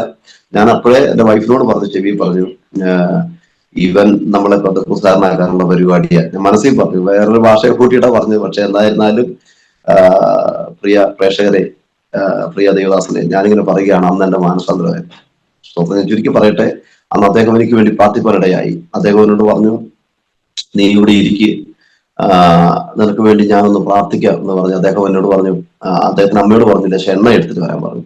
അപ്പോൾ എണ്ണ എടുത്ത് വന്നിട്ട് ആ എണ്ണ അദ്ദേഹം കൈവച്ച് പ്രാർത്ഥിച്ച് എന്റെ ദേഹം ആസകലം പൂശിയിട്ട് എനിക്ക് വേണ്ടി എന്റെ തലയിൽ കൈവച്ച് പ്രാർത്ഥിച്ചിട്ട് എന്നോട് പറഞ്ഞു, യെശയ്യാപ്രവചന പുസ്തകം 45-ാം അധ്യായം 1 മുതലുള്ള തിരുവെഴുത്ത് നിനക്കുള്ളതാണ് എന്ന് പറഞ്ഞപ്പോ എനിക്ക് വായിക്കാനും അറിയത്തില്ല, ബൈബിൾ ഞാൻ പിടിച്ചിട്ടുമില്ല, ഒന്നും അറിയത്തില്ല, മലയാളം വായിക്കാൻ അറിയത്തില്ലെന്നല്ല, പക്ഷെ എനിക്ക് തിരുവെഴുത്ത് വായിക്കുന്നതിന് പ്രത്യേക രീതിയുണ്ട്, പക്ഷെ എനിക്കത് പറ്റത്തില്ല. അപ്പൊ ഞാൻ പറഞ്ഞു എനിക്ക് വായിക്കാൻ പറ്റത്തില്ലെന്ന് പറഞ്ഞു. അപ്പൊ വേഗം അദ്ദേഹം തന്നെ വായിച്ച് എനിക്ക് ആ വാക്യം കേൾപ്പിച്ചു തന്നു. ആ വാക്യം ഇപ്പോഴും ഇടിവെട്ടുപോലെ എന്റെ ശരീരത്തിൽ അന്ന് എനിക്ക് സൗഖ്യമാണ്. എന്റെ ഈ സാക്ഷ്യം കേട്ടുകൊണ്ടിരിക്കുമ്പോൾ ആരെങ്കിലും രോഗത്താൽ ഭാരപ്പെടുന്നെങ്കിൽ ദൈവത്തിന്റെ വചനത്തിന്റെ ശക്തി അവരിലേക്ക് വ്യാപരിക്കുമെന്ന് 100% ഉറപ്പാണ്. ആ വചനം എന്നെ സൗഖ്യമാക്കിയൊരു വചനമാണ്. ഞാൻ ഏത് ഉറക്കത്തിലും അത് വിളിച്ചു പറയും, എനിക്ക് മറക്കത്തില്ല ആ വാക്യം. അദ്ദേഹം എന്റെ തലയിൽ കൈവച്ചിട്ട് എന്നോട് പറഞ്ഞു, യെശയ്യാപ്രവചന പുസ്തകം 45-ാം അധ്യായം 1 മുതലുള്ള തിരുവെഴുത്ത് നിനക്കുള്ളത്. അതിലിങ്ങനെയാണ് എഴുതിയിരിക്കുന്നത്, യഹോവ തന്റെ അഭിഷിക്തനായിരിക്കുന്ന കോരശനോട് ഇപ്രകാരം അരുളി ചെയ്യുന്നു, അവന് ജാതികളെ കീഴടക്കി രാജാക്കന്മാർ അരക്കച്ചരിക്കേണ്ടത്, കഥകൾ തുറക്കേണ്ടതിനും വാതിൽ അടയാതിരിക്കേണ്ടതിനും ഞാൻ അവന്റെ വലം കൈ പിടിച്ചു. ഈ വാക്യം അങ്ങ് പറഞ്ഞു തീരലല്ല, സ്പോട്ടിൽ ഇടിമിന്നൽ പോലെ എന്താ സംഭവിച്ചത് എനിക്കറിയത്തില്ല, ഒരു കറണ്ട് പാസ് ചെയ്യും പോലെ എന്റെ ശരീരത്തിൽ ഉടനീളം ഒരു വലിയ ശക്തി ഇങ്ങ് കടന്നു വരികയും ഒരു വല്ലാത്ത കുളിർ എനിക്ക് അനുഭവം. അത് പറയുമ്പോൾ ഇപ്പോഴും എന്റെ ശരീരം വല്ലാത്തൊരു അനുഭവം ഞാൻ അനുഭവിക്കുന്നുണ്ട്. അങ്ങനെ ഇത് അങ്ങ് മാറി ഇതങ്ങ് എനിക്കിങ്ങനെ അനുഭവിച്ച് ഈ അനുഭവം ഉണ്ടായി. അന്ന് അദ്ദേഹം എന്നെ പ്രാർത്ഥിച്ച് എന്നെ വീട്ടിലേക്ക് പറഞ്ഞു വിട്ട് എന്നോട് പറഞ്ഞു, നീ ഇന്ന് മുതൽ ഏതെങ്കിലും അടുത്തുള്ള ഒരു പെന്തക്കോസ്ത് പള്ളിയിലേക്ക് പോകണം. ഞങ്ങളുടെ ഇവിടെ അടുത്ത് മാതൃ ചർച്ച ഉണ്ട്, പക്ഷെ അവിടെ പോകാനൊന്നും പറഞ്ഞിട്ടില്ല. നിനക്ക് ഇഷ്ടമുള്ള ഒരു സ്ഥലത്ത് നീ പോയി ദൈവത്തെ ആരാധിക്കണം, സത്യദൈവത്തെ കണ്ടുമുട്ടണം, സ്നാനപ്പെടണം എന്നുള്ള കുറച്ച് കാര്യങ്ങളൊക്കെ പറഞ്ഞിടയായി. എന്നാൽ എനിക്ക് ഇത് അനുഭവിച്ച ആ സമയത്ത് തന്നെ ഞങ്ങൾ വീട്ടിലേക്ക് കടന്നു വന്നപ്പോൾ തന്നെ അപ്പൊ തന്നെ എന്റെ ഭാര്യ എന്നോട് അടയാൻ തുടങ്ങി. കാരണം ഇവള് ഭയങ്കര ആസ്തിഭക്തിയാണ്, നടത്തിയിരുന്ന ആളാണ്. അപ്പം ഏത് സമയത്തും കൊണ്ടുവരുട്ടിക്കൊണ്ട് നടക്കുന്ന ആളാണ്. അപ്പൊ എന്നോട് അന്ന് തൊട്ടേ അടയാൻ തുടങ്ങി, ആ സമയം തൊട്ടേ അടയാൻ തുടങ്ങി. അപ്പൊ ഇവിടെ വന്ന് എന്റെ വൈഫ് പറഞ്ഞല്ലോ, അത് ഞാൻ ചുരുക്കി പറയുകയാണ്. ഇവിടെ വന്ന് ഇവരും എല്ലാവരും ഒറ്റക്കെട്ടായി എന്റെ ഭവനത്തിൽ നിന്ന് ഞാൻ തള്ളപ്പെട്ടു പോയി, ഒരു വല്ലാത്ത അവസ്ഥയിലായി. എന്നാലും ഞാൻ വിചാരിച്ചു, ദൈവമേ എനിക്ക് കർത്താവ് സൗഖ്യം തരുവാണെങ്കിൽ, കർത്താവ് എന്നെ തൊഴിച്ചെറിഞ്ഞാലും ഞാൻ പോവുകയല്ലെന്ന് പറഞ്ഞ് കാലെ കെട്ടിപ്പിടിച്ച് കർത്താവിനെ കിടന്നുകൊണ്ട്, അങ്ങനെ എന്താണെങ്കിലും ദൈവകൃപയാൽ ദൈവം എന്നെ സൗഖ്യമാക്കി. അതാണ് എന്റെ ഒരു വലിയ സാക്ഷ്യം. ആ സാക്ഷ്യമൊന്നുമല്ല, ഇനി മറ്റൊരു സാക്ഷ്യം കേൾക്കാനുള്ളതുകൊണ്ട് ഞാൻ അത് അവിടെ നിർത്താൻ ആഗ്രഹിക്കുകയാണ്. അന്ന് മുതൽ ഞാൻ എന്റെ കർത്താവിനെ സ്വീകരിച്ച് യേശുവിന്റെ പൈതലായി മാറി, കർത്താവിന്റെ പൈതലായി മാറി. അതിന് പിറ്റേ ആ ഞായറാഴ്ച തൊട്ട് ഞാൻ ആലയത്തിൽ പോകാൻ തുടങ്ങി. അങ്ങനെ ഒരു 3 വർഷത്തോളം ദൈവത്തെ ആരാധിക്കാനായിട്ട് ഞാൻ ആലയത്തിൽ പോയി. അന്നുള്ള പാസ്റ്റർ എനിക്ക് ഇപ്പോഴും ഓർമ്മയുണ്ട്, പാസ്റ്റർ കെ ജെ ചാക്കോ, ഞങ്ങളുടെ ഒരു ആത്മീയ പിതാവാണ്. അദ്ദേഹം എനിക്ക് എന്റെ മുഖത്തെല്ലാം കരം വെച്ച് പ്രാർത്ഥിച്ചത് ഇപ്പോഴും ഓർമ്മയാണ്. അദ്ദേഹത്തിന്റെ നല്ല വചനങ്ങൾ എന്റെ ഹൃദയത്തിൽ ഇപ്പോഴും ഉണ്ട്. ഒരു നല്ല മാതൃകയായി ഒരു നല്ല പിതാവാണ്. അങ്ങനെ അവിടെ ആലയത്തിൽ പോകാൻ തുടങ്ങി. അതിനുശേഷം പിന്നീട് കർത്താവിന്റെ വചനങ്ങളൊക്കെ പഠിക്കാനായിട്ട് എനിക്ക് അവസരം തന്നു. ഞാനൊരു വിശ്വാസിയായിട്ട് സമയം തൊട്ടേ ഞാനിങ്ങനെ കർത്താവിന് വേണ്ടി ശക്തമായിട്ട് നിൽക്കാൻ തുടങ്ങി. അന്ന് തന്നെ ആ സമയങ്ങളിൽ തന്നെ ദൈവം ചില ദർശനങ്ങളും കാഴ്ചപ്പാടുകളൊക്കെ എനിക്ക് തന്നുകൊണ്ടിരുന്നു. ആ സാക്ഷിയോടെ നിർത്തിയിട്ട് ഞാൻ മറ്റൊരു സാക്ഷ്യത്തിലേക്ക് വീണ്ടും കിടക്കാൻ ആഗ്രഹിക്കുകയാണ്. സമയം നമ്മുടെ മുമ്പിൽ കുറവാണല്ലോ, അപ്പൊ എല്ലാം ഒന്നും കൃത്യമായി പറഞ്ഞു പോകാൻ കഴിയത്തില്ല. ഞാൻ പറയുന്ന സാക്ഷ്യങ്ങളിൽ മറ്റെന്തെങ്കിലും വൈരുദ്ധ്യത ഉണ്ടാകാനും സാധ്യതയുണ്ട്, അതും ക്ഷമിക്കണം എന്ന് ഓർമ്മിപ്പിക്കുന്നു. പാസ്റ്റർ പറഞ്ഞാൽ പാസ്റ്റർ പറയാം. പാസ്റ്ററെ, പിന്നെ മറ്റ് വലിയ സാക്ഷ്യങ്ങൾ പറയാനുണ്ടെന്ന് എനിക്കറിയാം. എന്നാൽ അത് പറയുന്നതിന് മുമ്പ് കേൾക്കാൻ അത്യാവശ്യമുള്ളൊരു കാര്യമുണ്ട്. ഒരു പാസ്റ്ററൽ മിനിസ്ട്രിയിലേക്ക് എന്നാ വന്നത്? അതുകൊണ്ടൊന്ന് പറഞ്ഞിട്ട് പിന്നെ ശേഷമാണ്. അപ്പോൾ ഞാൻ ഇങ്ങനെ അതാ ഞാൻ പറഞ്ഞു വന്നുകൊണ്ടിരിക്കുകയാണ്. അപ്പോൾ ആ സമയങ്ങളിലൊക്കെ ഞാനിങ്ങനെ ശക്തമായിട്ട് എനിക്ക് ദൈവം തരുന്ന ദർശനങ്ങളും കാഴ്ചപ്പാടുകളൊക്കെ തന്നുകൊണ്ടിരുന്നു. അപ്പൊ എന്റെ ഹൃദയത്തിനകത്ത് ഇങ്ങനെ തോന്നലുണ്ടായിരിക്കും, വചനം പഠിക്കണം. ഇങ്ങനെ പാസ്സാകുമെന്നൊന്നും ഞാൻ ഒരിക്കലും വിചാരിച്ചിട്ടില്ല. വചനം പഠിക്കണം എന്നുള്ള ചിന്തയായിരുന്നു എനിക്കുണ്ടായിരുന്നത്. അങ്ങനെ പഠിക്കണമെന്ന ചിന്ത കൊണ്ട് പല ബൈബിൾ കോളേജിലൊക്കെ പോയി പഠിക്കാനൊക്കെ അന്വേഷിച്ചെങ്കിലും അവിടെ എല്ലാം സാമ്പത്തികത്തിന്റെ പ്രശ്നം വന്നപ്പോൾ ഞങ്ങൾ രണ്ടുപേരും അത് പ്രദീപ് എന്ന് പറഞ്ഞൊരു സഹോദരൻ ഞാൻ ഒന്നിച്ചാണ് ഇങ്ങനെ പോയി അന്വേഷിക്കുകയും ചെയ്തു. അപ്പോൾ ഞങ്ങൾ ഈ സാമ്പത്തിക പ്രശ്നം വന്നപ്പോൾ ഞങ്ങൾ അവിടുന്ന് പിന്മാറാനായിട്ട് ഇടയായിരുന്നു. പിന്നീട് തിരുവെഴുത്ത് പഠിക്കാനായിട്ട് എനിക്ക് അവസരം തന്നത് ന്യൂ ഇന്ത്യ ബൈബിൾ ചർച്ചിന്റെ കീഴിലാണ്. അങ്ങനെ അതിന്റെ സ്ഥാപകൻ ജോസഫ് സാറാണ്. അദ്ദേഹമാണ് ഞങ്ങളെ വചനം പഠിപ്പിക്കാനായിട്ടും സാമ്പത്തികമൊക്കെ ഇങ്ങോട്ട് തന്ന് ഞങ്ങളെ അങ്ങ് പഠിപ്പിക്കാനായിട്ട് ദൈവം അവസരം തന്നു.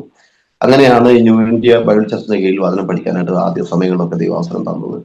അങ്ങനെ കർത്താവിന്റെ വചനമെല്ലാം പഠിച്ച് അതിനുശേഷമായിട്ട് ചുരുക്കി പറയാം, കർത്താവിന്റെ വേലയിലേക്ക് തന്നെ ഞങ്ങളുടെ സഭയിൽ ദൈവദാസന്മാരെ തിരഞ്ഞെടുക്കാനായിട്ട് ഇടയായിരുന്നു. അങ്ങനെ എനിക്കൊരു 2 വർഷം ഞാൻ ഒരു സഭയിലേക്ക് പോയി. അതിനുശേഷമായിട്ട് പിന്നീട് അവിടെ ഒന്ന് പോയി. അതിനുശേഷം പിന്നീട് എനിക്കൊരു സഭ എനിക്ക് തരാനായിട്ട് ഇടയായിരുന്നു. ആ സഭയിലാണ് ഞാൻ ഇപ്പോഴും നിൽക്കുന്നത്. ഞാനിപ്പോൾ ഏകദേശം 9ാമത്തെ വർഷമാണ് ആ ഒരു സഭയിൽ തന്നെ ഇപ്പോൾ നിൽക്കുന്നത്. അവിടെ വെച്ച് ഞാൻ കർത്താവിന് വേല ഏറ്റെടുക്കാനായിട്ട് ഇടയായി തീർന്നു. അന്ന് മുതൽ ഇന്ന് വരെയും ദൈവം ശക്തമായി ഞങ്ങളെ ഉപയോഗിക്കുന്നു. അനേകയിടങ്ങളിൽ കർത്താവിന്റെ വചനവുമായി ഞങ്ങൾ കടന്നു പോകുന്നു. അവിടെ നിന്നുകൊണ്ട് തന്നെ ഞങ്ങൾ മറ്റു പ്രവർത്തനങ്ങളിലേക്കൊക്കെ പ്രവർത്തനങ്ങൾ തുടങ്ങാനും മറ്റു സഭകൾ ഒരു സഭയോട് ആരംഭിക്കാനായിട്ടൊക്കെ ദൈവം അവസരം തന്നു.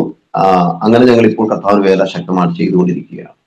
അങ്ങനെ ഞാൻ വേല ചെയ്തുകൊണ്ടിരുന്ന സമയത്താണ് മറ്റു ജോലികളോ മറ്റു കാര്യങ്ങളോ ഒന്നും ഇല്ലാത്ത സാഹചര്യമായിരുന്നു ആ സമയത്ത്. എന്നാൽ ഞങ്ങളുടെ പ്രസ്ഥാനം എന്ന് പറയുന്ന ഒരു സാമ്പത്തികമുള്ള ഒരു പ്രസ്ഥാനം, ഒരു കൊച്ചു പ്രസ്ഥാനമാണ്. നല്ല അനുഗ്രഹിക്കപ്പെട്ട ദൈവദാസന്മാരാണ് അതിനകത്തുള്ളത്.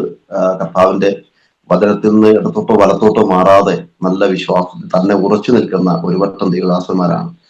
അതാണ് ഞാൻ എന്റെ ജീവിതത്തിൽ ഏറ്റവും വലിയ ഭാഗ്യം. കാരണം ധനവും മാനവും പുരാതന സമ്പത്തുള്ള ദൈവത്തെയാണ് നമ്മൾ ആരാധിക്കുന്നതെന്ന് ദൈവവചനം നമ്മൾ പഠിക്കുമ്പോൾ അറിയാമെങ്കിലും അതെല്ലാം ആദ്യം ആത്മീയം പിന്നെ ഭൗതികം. അതൊന്നും ആദ്യം എനിക്ക് ചിന്ത വന്നില്ല. എന്തായിരുന്നാലും ഒരു പാസ്റ്ററായി തിരഞ്ഞെടുത്ത് കഴിഞ്ഞപ്പോൾ ഒരു വലിയ സന്തോഷമായി. ഇതിനപ്പുറം വേറൊരു ഭാഗ്യപദവി നമുക്ക് കിട്ടാനില്ല. അപ്പോൾ ആ ഒരു പദവി ദൈവം തന്നപ്പോൾ വളരെ സന്തോഷത്തോടെ പോവുകയും അപ്പോൾ നമ്മുടെ പ്രസ്ഥാനത്തിന് സാമ്പത്തിക കോട്ട കുറവായതുകൊണ്ട് ഇപ്പോഴും അങ്ങനെ തന്നെയാണ്. എന്നാൽ പ്രത്യേകിച്ച് ഒരു സപ്പോർട്ടോ കാര്യങ്ങളോ ഒന്നും ആ കാലഘട്ടങ്ങളിൽ ഞങ്ങൾക്കില്ല. അപ്പൊ സമയത്ത് എനിക്കൊരു ഓട്ടർഷയുണ്ട്. അത് കർത്താവിന്റെ ദാനമാണ്. ഒരു ദൈവദാസി പ്രാർത്ഥിച്ച് ആലോചന പറഞ്ഞതാണ്. 2011 മനോഹരമായ ഒരു വാഹനം ദൈവം തരും എന്ന് എന്നോട് പറഞ്ഞൊരു ദൈവിക വാക്തത്വം എനിക്ക് ഓർമ്മയുണ്ട്. ആ വാക്തത്വമാണ് എനിക്ക് കിട്ടിയ ഓട്ടർഷ. എന്നാൽ ആദ്യം വാക്തത്വം പറഞ്ഞ ഓട്ടർഷ കിട്ടിയത് പഴയ വണ്ടിയായിരുന്നു. ആ വണ്ടി വന്ന് 2ാമത്തെ ദിവസം 5 മണിയായി. അപ്പൊ ഞാൻ കർത്താവിനോട് തന്നെ ചോദിച്ചു, കർത്താവേ അത് ഇങ്ങനത്തെ വാഹനമാണോ എന്നെല്ലാം ചോദിച്ചെങ്കിലും പിന്നീടും ആ ദൈവദാസി അതുപോലെ ആലോചന പറഞ്ഞു. എന്നാൽ പുതിയ വാഹനം 2011 ദൈവം തന്നത്. എങ്ങനെ വന്നതുപോലും എനിക്കറിയത്തില്ല. ദൈവത്തിന്റെ പദ്ധതി അങ്ങനെയാണ്. അതിന് ഇടയിലൊക്കെ ഒത്തിരി കാര്യങ്ങൾ പറയാനുണ്ട്. അതൊക്കെ ഞാൻ ഒഴിവാക്കിയിട്ട് വേഗത്തിൽ ഞാൻ മുമ്പോട്ട് പോകട്ടെ. അങ്ങനെ ആ വാഹനം ഓടിച്ചാണ്. അപ്പൊ എന്നോട് പറഞ്ഞു, എനിക്ക് ഒന്നേഷനൊക്കെ തന്ന് എനിക്ക് എന്നെ ശുശ്രൂഷക്കാക്കിയ സമയത്ത് പറഞ്ഞു, മനോജ് വാഹനം ഓടിച്ച് തന്നെ കർത്താവ് വേല ചെയ്തു. അപ്പൊ അതിൽ നിന്ന് കിട്ടുന്ന വരുമാനം കൊണ്ടാണ് ഞങ്ങൾ കർത്താവ് വേല ചെയ്തത്. അങ്ങനെ ഞാൻ പടിഞ്ഞാറത്തറ ടൗണിൽ വർഷങ്ങളോളം വാഹനം ഓടിച്ച ഒരാളായി, ഓട്ടോറിക്ഷ ഓടിച്ച ഒരാളായി. അങ്ങനെ ഓടിച്ച് ഒത്തിരി ആളുകളായിട്ട് ബന്ധങ്ങളുണ്ട്. അങ്ങനെ നിൽക്കുമ്പോഴാണ് ഒരു സ്കൂൾ, ഈ വേലയിലേക്ക് വന്നതിന് ശേഷമായിട്ട് എനിക്കൊരു സ്കൂളോട്ടം ലഭിച്ചൊരു സ്കൂളിലെ ഓട്ടം. അതാണ് എന്റെ അടുത്ത സാക്ഷി. അപ്പം ഈ സ്കൂളിലെ ഓട്ടം എന്നെ ഒരു ടീച്ചർ വിളിച്ചപ്പം ഞാൻ 2 സ്കൂളിലെ ഓട്ടം ഉണ്ടായിരുന്നു. 10ാം ക്ലാസ്സിൽ വലിയ കുട്ടികളെ എടുക്കുന്ന ഒരു ഓട്ടം ഉണ്ടായിരുന്നു. അപ്പോൾ എനിക്കൊരു 4 ട്രിപ്പ് അടുപ്പിച്ച് കിട്ടിയപ്പോൾ, 4-5 ട്രിപ്പുകൾ അടുപ്പിച്ച് കിട്ടിയപ്പോൾ ഇത് തന്നെയാണല്ലോ എനിക്ക് ലാഭം എന്ന് വിചാരിച്ചു. ലാഭം എന്ന് പറഞ്ഞാൽ വേറൊന്നുമല്ല, കർത്താവിന്റെ വേലയിൽ ഏറ്റവും കൂടുതൽ നമുക്ക് പ്രയോജനമാകാൻ കഴിയും എന്നുള്ള ഒരു തീരുമാനത്തിൽ ഞാൻ അത് ഉറച്ചു നിൽക്കുകയും മറ്റുള്ള ഓട്ടം വെട്ടിക്കുറച്ചിട്ട് ഒരു ട്രിപ്പ് മാത്രം അവിടെ ആക്കിയിട്ട് ബാക്കി 4 ട്രിപ്പും ഈ ഒരു സ്കൂളിന് വേണ്ടി മാത്രം ഓടാനായിട്ട് തീരുമാനമെടുത്തു. അപ്പോൾ ഞാൻ ഈ ഓട്ടം എടുക്കാനുള്ള കാരണം, കുട്ടികളെ എടുക്കാനുള്ള കാരണം എന്താണെന്ന് ചോദിച്ചു കഴിഞ്ഞാൽ, ഇങ്ങനെ ഓടുമ്പോൾ എനിക്ക് ഒത്തിരി പ്രാർത്ഥിക്കാനും ഉപവസിക്കാനും മറ്റു പ്രവർത്തനങ്ങൾക്കും സമയം കണ്ടെത്താൻ കഴിയും. കാരണം ഈ കുഞ്ഞുങ്ങളെ രാവിലെ കാലത്ത് കൊണ്ടുവിട്ട് കഴിഞ്ഞാൽ പിന്നെ ഞാൻ 9 മണി കഴിഞ്ഞാൽ ഫ്രീ ആയി, 9:30 കഴിഞ്ഞാൽ ഞാൻ ഫ്രീ ആയി. അപ്പൊ പിന്നെ എനിക്ക് പ്രാർത്ഥിക്കാനും ഉപവസിക്കാനും ഇല്ലെങ്കിൽ നമ്മുടെ കൂട്ടായ്മകൾക്ക് ഒത്തിരി സമയങ്ങൾ ലഭിക്കും. അതുകൊണ്ടാണ് ഞാൻ അങ്ങനെ ആ ഓട്ടം തിരഞ്ഞെടുക്കാനായിട്ട് ഇടയാക്കിയത്. എന്നാൽ ചുരുക്കി പറയട്ടെ, ഒരു 3-4 വർഷത്തോളം ഞാൻ ആ ഓട്ടം എടുത്തു. അതിനുശേഷമാണ് എനിക്ക് പെട്ടെന്ന് എനിക്കൊരു കേസിനെ അഭിമുഖീകരിക്കേണ്ടതാണ്. അങ്ങനെ ഞാൻ ഈ ഓട്ടം ഓടിയാണ് കർത്താവ് വേല ചെയ്തു, ഞങ്ങളുടെ കുടുംബം മുമ്പോട്ട് കഴിഞ്ഞതൊക്കെ. അങ്ങനെ നിൽക്കുമ്പോഴാണ് എനിക്ക് പെട്ടെന്നൊരു കേസ് എനിക്ക് അഭിമുഖീകരിക്കേണ്ടി വന്നത്. ആ കേസ് മറ്റൊന്നുമല്ല, 5 കുട്ടികളെ പീഡിപ്പിച്ചു എന്നുള്ള ഒരു പോക്സോ കേസാണ് എന്റെ പേരിൽ അവിടുത്തെ സ്കൂൾ അതിർത്തികൾ തന്നെ ചാർത്തപ്പെട്ടത്. അവർ എന്നെ ആ കേസ് അവിടെ നിന്ന് എനിക്ക് വരാനായിട്ട് ഇടയായിരുന്നു. എന്നാൽ ഈ കേസ് വന്നതൊന്നും ഞാൻ അറിയുന്നില്ല, എങ്ങനെയാണെന്നൊന്നും അറിയില്ല. ഒരു സുപ്രഭാതത്തിൽ, ഒരു പ്രഭാതത്തിൽ രാവിലെ ഞാൻ ഓട്ടം എടുക്കാൻ ചെന്നപ്പോൾ എനിക്ക് പകരം ബദലായിട്ട് മറ്റൊരു വണ്ടി ഈ കുഞ്ഞുങ്ങളുടെ ഓട്ടം എടുത്തതായിട്ട് എനിക്ക് കണ്ടു. എനിക്കത് വല്ലാത്ത മാനസിക വിഷമം തോന്നി. കാരണം ഞങ്ങൾക്ക് മറ്റു മാർഗങ്ങളൊന്നുമില്ല. ഈ വാഹനം ഓടിയിട്ട് കിട്ടുന്ന ഒരു വരുമാനം മാത്രമേ കിട്ടൂ. ഇതൊരു ഗോത്രസാരഥി എന്ന് പറയുന്ന ഒരു സംഘടനയുടെ ഓട്ടമാണ്. അതിന്റെ മാസത്തിൽ അതിന്റെ സാമ്പത്തികം നമുക്ക് ലഭിക്കുന്നത്. അപ്പൊ അത് ഒന്നിച്ച് കിട്ടുമ്പോൾ ഞങ്ങൾക്ക് ഒരു ആശ്വാസമാണ്. ഞങ്ങളുടെ ജീവിതത്തിലൊക്കെ ഒരു വലിയ സന്തോഷമായിരുന്നു. പ്രാരംഭ സമയങ്ങളൊക്കെ അത് വലിയ ആശ്വാസമായിട്ടുമുണ്ട്. എന്നാൽ പെട്ടെന്ന് ഇങ്ങനെ ഒരു കേസ് വന്നപ്പോൾ, ഈ വണ്ടി ഇങ്ങനെ ഓട്ടം എടുത്തപ്പോൾ എനിക്ക് വല്ലാത്ത മാനസിക പ്രയാസം തോന്നി. അപ്പോൾ ഞങ്ങൾ ഇവിടെ സ്കൂളിൽ ചെന്ന് ഞാൻ തിരക്കി, ഇതിന് കാരണം എന്താണെന്ന് തിരക്കിയപ്പോൾ, ഞാൻ സ്കൂളിൽ ചെന്നപ്പോൾ ആ ടീച്ചർ, അവിടുത്തെ ഹെഡ് മിനിസ്റ്റർ ഒരു ലേഡിയാണ്. അവരവിടെ കിടക്കുകയാണ്, ഓഫീസിൽ കിടക്കുകയാണ്. അപ്പം മറ്റൊരു സാറുണ്ട് അവിടെ. അപ്പൊ ആ സാറിനോട് ചോദിച്ചു, സാറേ ടീച്ചർ അവിടെ ചോദിച്ചു, പറഞ്ഞു ടീച്ചർക്ക് തലവേദന കിടക്കുക എന്നാണ്. അപ്പോൾ ഞാൻ എന്റെ പച്ചയായ അനുഭവങ്ങളാണ് തുറന്നു പറയുന്നത്. കാരണം നമുക്കൊന്നും മറച്ചു വെക്കേണ്ടതോ കളവിന്റെ ആവശ്യങ്ങളൊന്നുമില്ല. അപ്പൊ അതുകൊണ്ട് ചോദിച്ചപ്പോൾ തലവേദനയാന്ന് പറഞ്ഞു. അപ്പൊ ഞാൻ പറഞ്ഞ് എന്തായിരുന്നാലും എനിക്ക് കുറച്ച് കാര്യങ്ങൾ അറിയാൻ വേണ്ടിയിട്ടാണ് സാറേ, ഞാൻ എന്റെ ഭാഗത്ത് എന്തെങ്കിലും പ്രശ്നങ്ങളുണ്ട് നിങ്ങൾ പറയണം. എനിക്ക് ബദലായി ഇന്ന് വേറൊരു വാഹനം ഇവിടെ വന്ന് കുട്ടികളെ എടുത്തുപോയി, അപ്പൊ അത് അറിയാൻ വേണ്ടിയിട്ടാണ് ഞാൻ വന്നതെന്ന് പറഞ്ഞു. അപ്പൊ എനിക്ക് സാമ്പത്തികം ഇങ്ങോട്ട് തരാനുണ്ട്. അപ്പൊ ഞാൻ പറഞ്ഞു, അങ്ങനെയാണെങ്കിൽ ഒരു കാര്യം ചെയ്യണം, എനിക്ക് എന്റെ സാമ്പത്തികം തരാനുള്ളത് നിങ്ങൾ തന്നിട്ട് മറ്റൊരു വണ്ടി വെക്കുന്നതാണ് എന്റെ ശരി എന്ന് പറഞ്ഞപ്പോൾ ടീച്ചർ വേഗം എഴുന്നേറ്റ് വന്നു, തലയിലെ കൈയൊക്കെ പിടിച്ച് എഴുന്നേറ്റ് വന്നു. അപ്പൊ ടീച്ചറോട് ഞാൻ ചോദിച്ചപ്പോൾ ടീച്ചർ പറഞ്ഞു, പ്രത്യേകിച്ച് ഒരു കാരണങ്ങളൊന്നും അവർ പറയുന്നില്ല. അപ്പൊ അവര് പറയുന്നത് എന്റെ വണ്ടി ഇനി എടുക്കണ്ട, ഓട്ടോ എടുക്കണ്ട. അപ്പൊ അതിന്റെ കാരണം ഞാൻ ചോദിച്ചപ്പോൾ അവർ പറയുന്നില്ല. അപ്പോൾ എന്നോട് പറഞ്ഞു, ഞാൻ പറഞ്ഞു ടീച്ചറെ എനിക്ക് തരാനുള്ള പൈസ 64,000 രൂപ, എനിക്ക് പൈസ വേണം.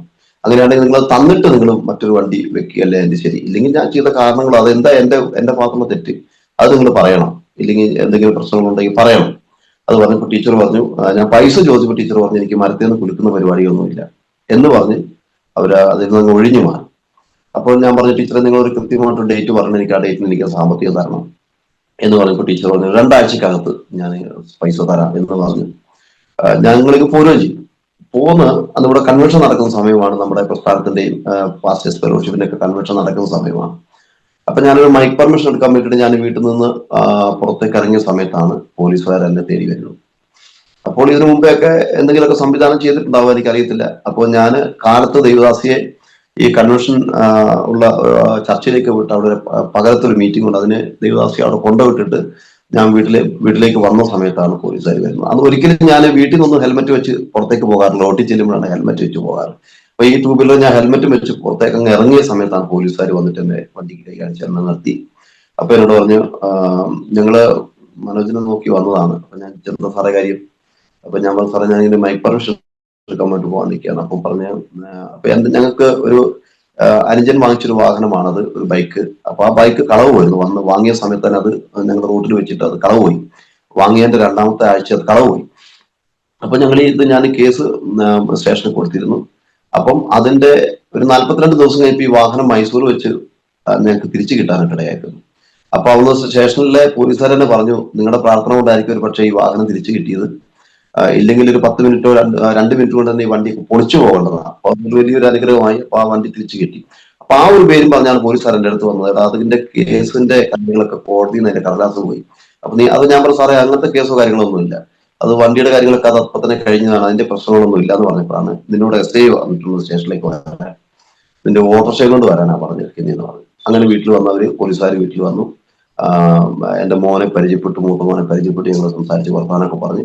ഞാൻ പറഞ്ഞു, സാറേ വരാലോ എന്ന് പറഞ്ഞ് ഞാൻ വണ്ടിയുടെ ചാവി എടുത്ത് ഞാൻ അന്നത്തെ പോക്ക് ബ്ലോക്ക് ആക്കിയിട്ട് ഈ ഓട്ടോറിക്ഷ എടുത്ത് റോഡിൽ അങ്ങ് കയറിയതേ ഉള്ളൂ.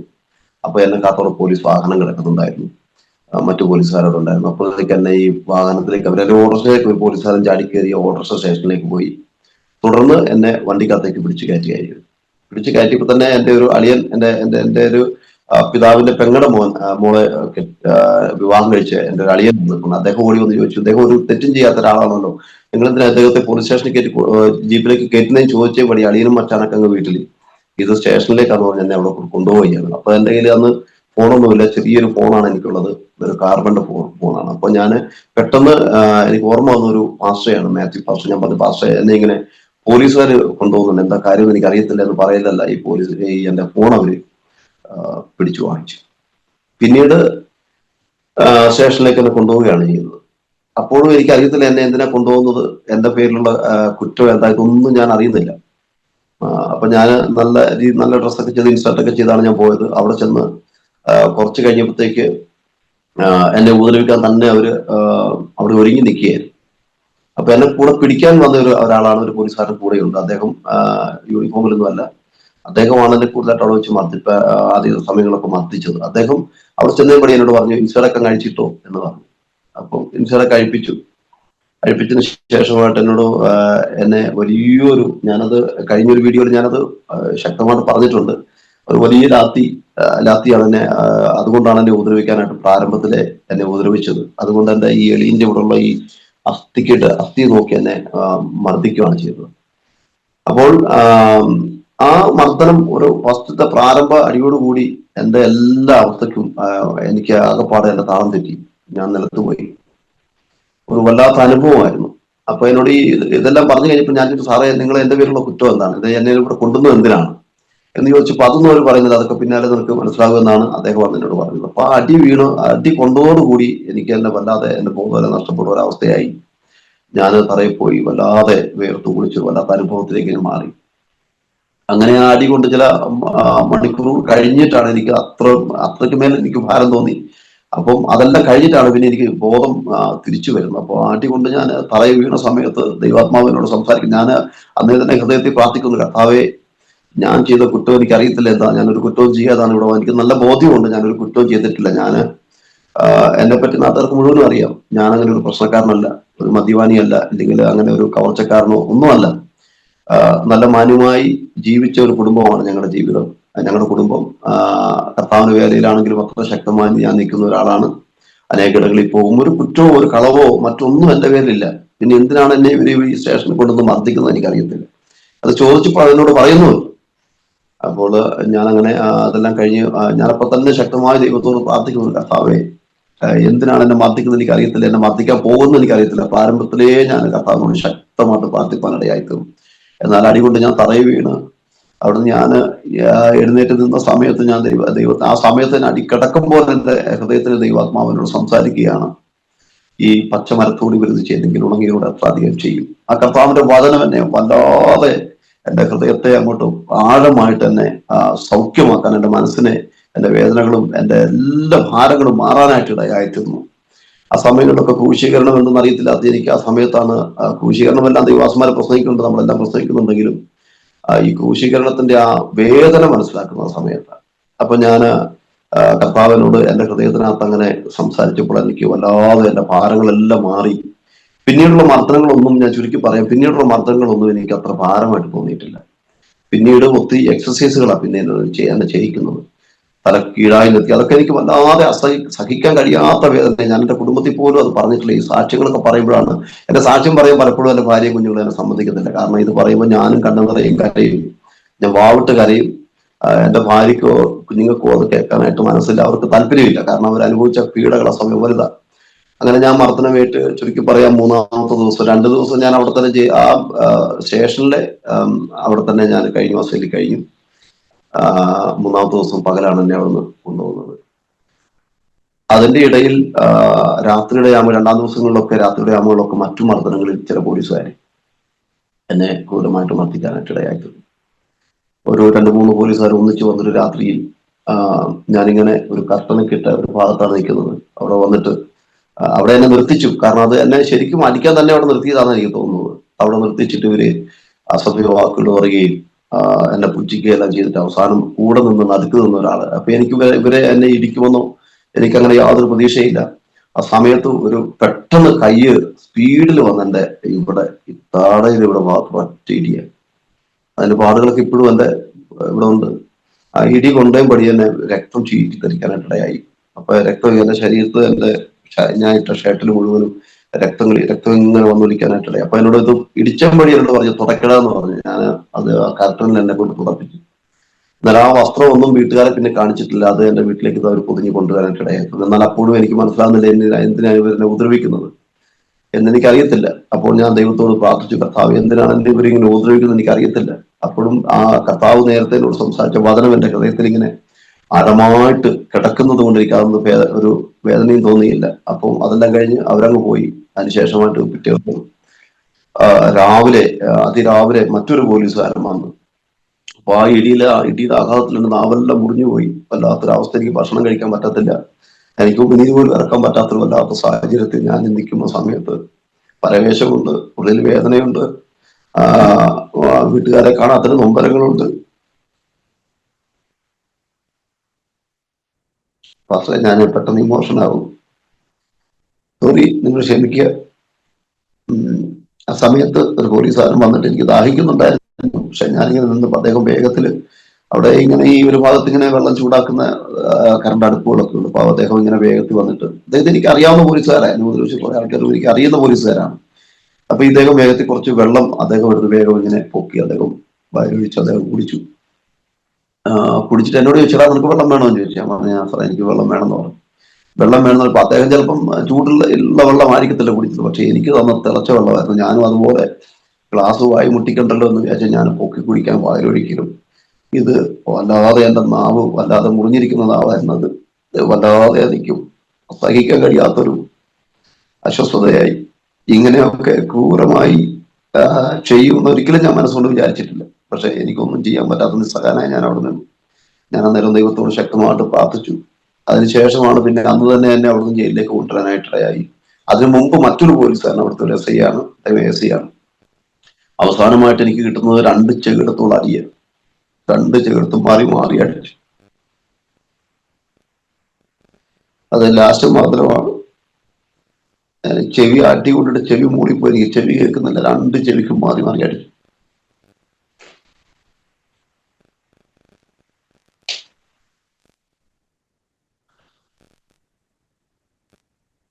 അതെല്ലാം സഹിക്കാനിടയായി. എന്നാൽ അതിനു മുമ്പ് ഒത്തിരി കാര്യങ്ങളുണ്ട്. ഞാൻ അവിടെയുള്ള വനിതാ പോലീസ് ഉൾപ്പെടെയുള്ള ആളുകളിൽ നിന്ന് ഞാൻ അപമാനമേറ്റു.